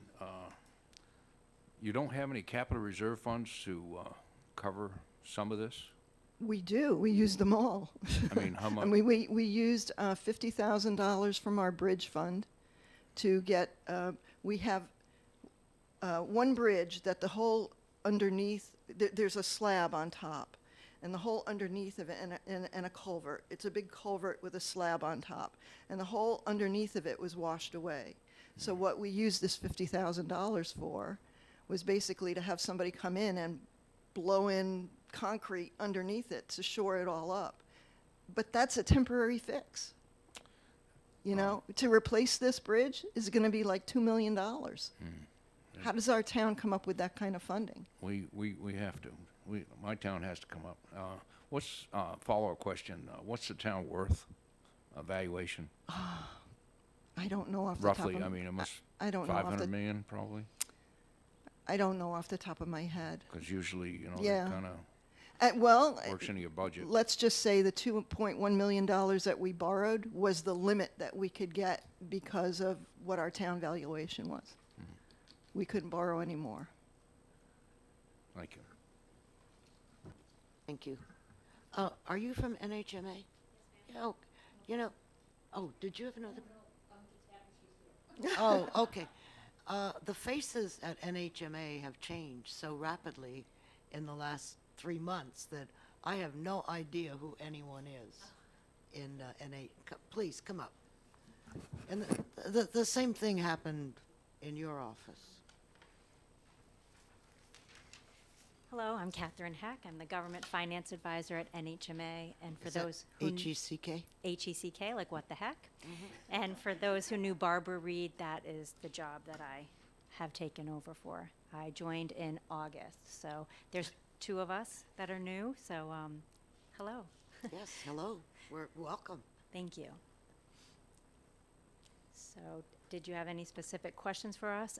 We didn't oppose this legislation as it's enabling.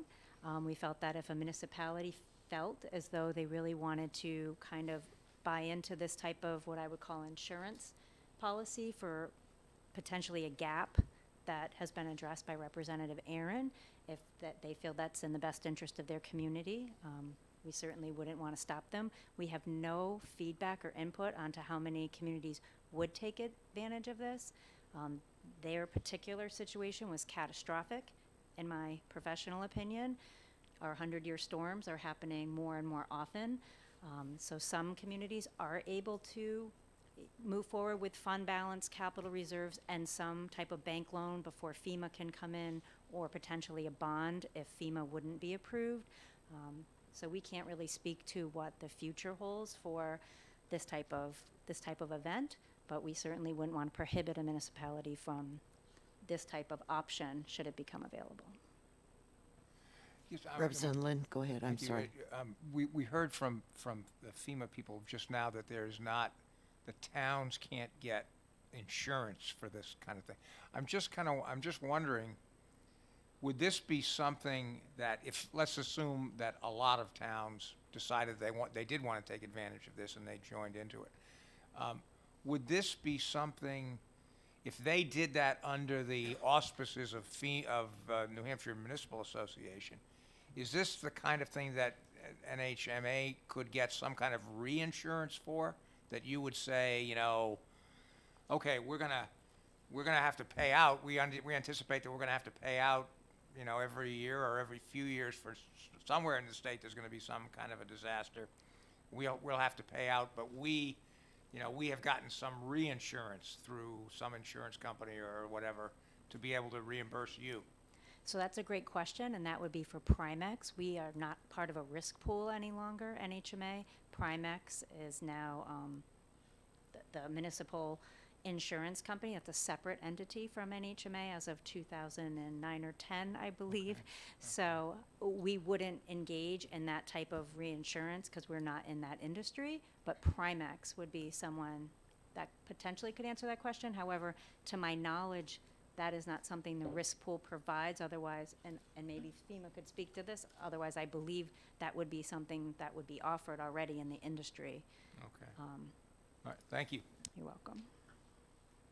Are there any other questions? Yes, Representative Heath. These issues are not new. I mean, that corner of New Hampshire, actually, I think it was like in 2007 maybe, experienced a really horrible event. I remember the governor was there, and it's like everything washed away. What did they do then? How do municipalities deal with that kind of an impact so that they can get up and running just well enough until FEMA or somebody else can come in and do the heavy duty work?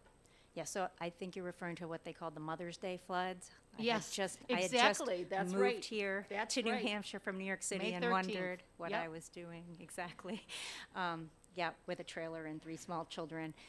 So in some cases, in that case, I think it was many state roads that were the issue. And I know the state had to come in. And when it came to the town roads, FEMA also did come in and help us, and my own town included. And since then, there have been incidences on a smaller scale, and either the town has to have fund balance or capital reserves, or they have to go to bond if it's not a declared disaster. You're welcome. Are there any further questions? Oh, I'm sorry. yeah, oh, This is in relation to what if. So what if New Hampshire took some of that rainy day fund that it has in place and said, we're gonna put $50 million in a pot in the event of disaster, but the towns and municipalities would take it as a loan and would have to pay it back? unfortunately, that money has to be obligated by expensed, which is it, Rick, Mickey? By 2026, so that's not even a possibility. Okay. Is that correct? Yeah, I mean, to do what Representative Heath's talking about, that would be an expenditure or transfer from the rainy day fund. No, she's talking about from ARPA. Oh, no, I'm Oh. talking about the rainy day fund. Oh, okay. You heard me right. Oh, okay, I heard you wrong. You could do that, and it sounds like if it's a loan mechanism, that's kind of what the exceptional investor program already offers. That hasn't been utilized in any municipality. Okay, so it's already covered then? There's instances under current law, which is gonna be expanded under Senate Bill 409 that provides a loan mechanism for municipalities through the state treasury to borrow at a Now, where would that money come from? That's a general fund, an open warrant, so to speak, so it's essentially a zero cost to the state because it is a loan to be paid back, so, but that mechanism already exists. And would they have to go before fiscal? No, that's, I believe maybe member council might be involved with that arrangement. All right. But it's not a fiscal committee. All right, thank you, thank you. I have enough stuff on fiscal, thank you. Yeah. Are there any other questions? Thank you very much. Thank you. Nice to meet you all. Nice meeting you, and welcome.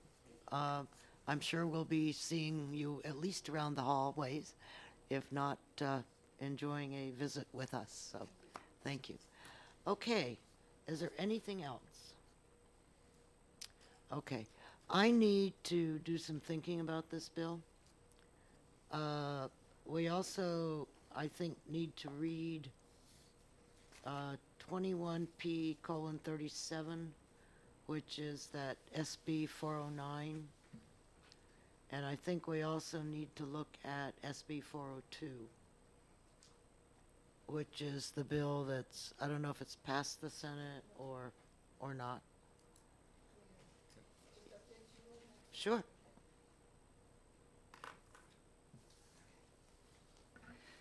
Yeah, so I was to the hearing for SB 402, and I think, and it's still in committee, it hasn't been voted out of committee, the Finance Committee of the Senate yet.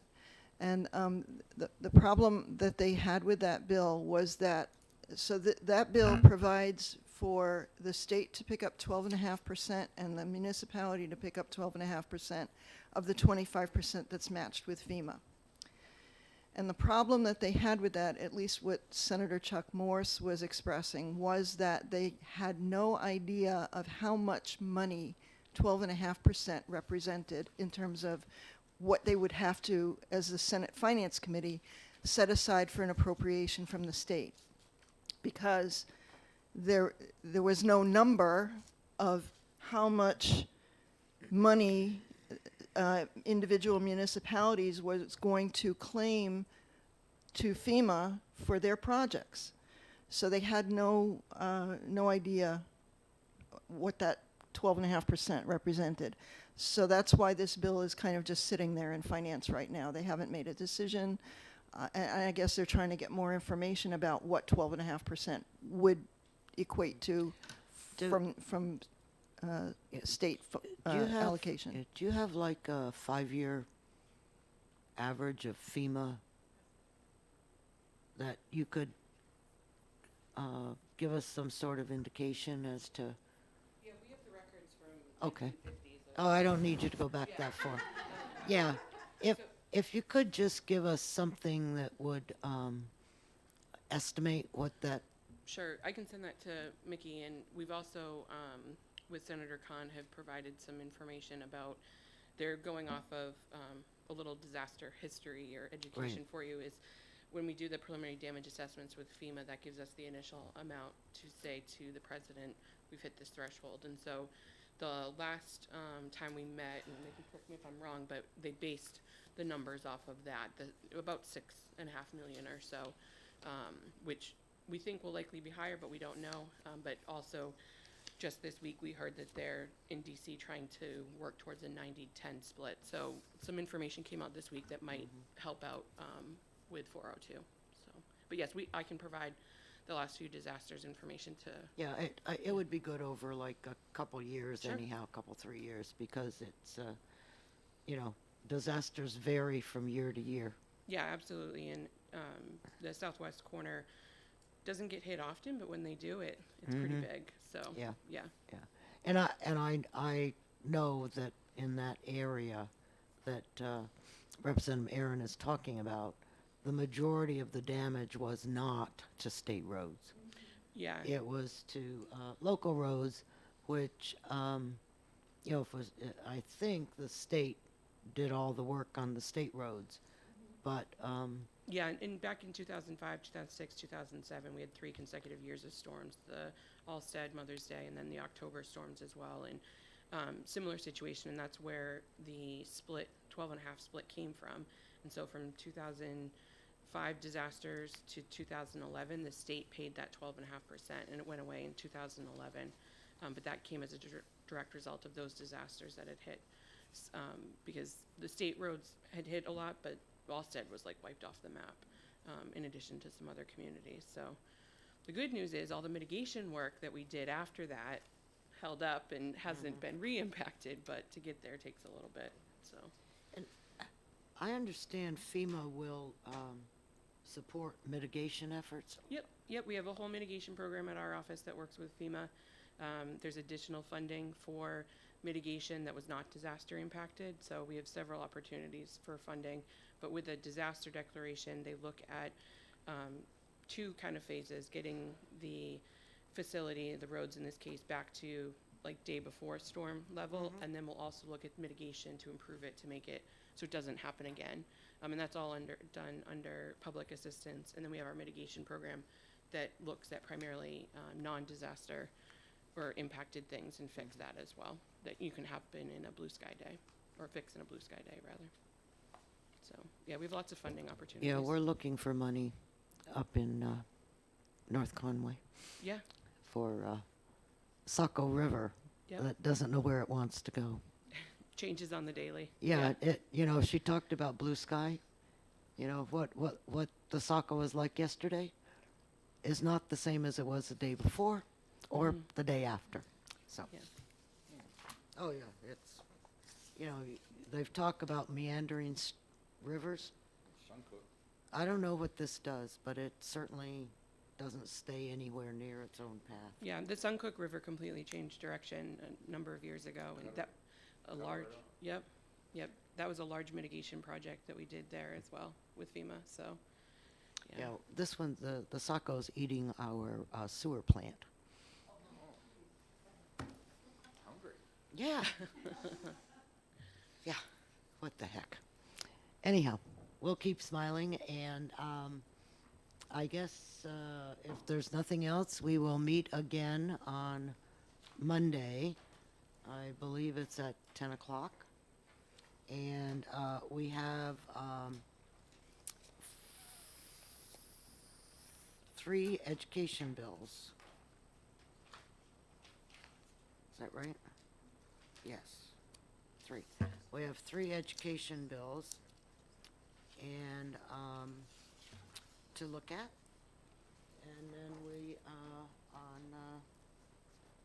Wednesday of next week will be the executive session, so we'll, if anybody has anything on these 3 education bills that they think will need an amendment, we'll need to get that moving. Sure. On the administrator for the EFA program, Uh-huh. is it your thinking that we probably ask them to put that into their next year's budget, the upcoming budget? Pass it with that understanding? Or are we going to, are you considering that we may make an allocation? I'm considering that we may make a small allocation in the same way that we did with the police standards, and maybe give them 6 months worth of, but that's, that's not up to me. That's up to you. Okay.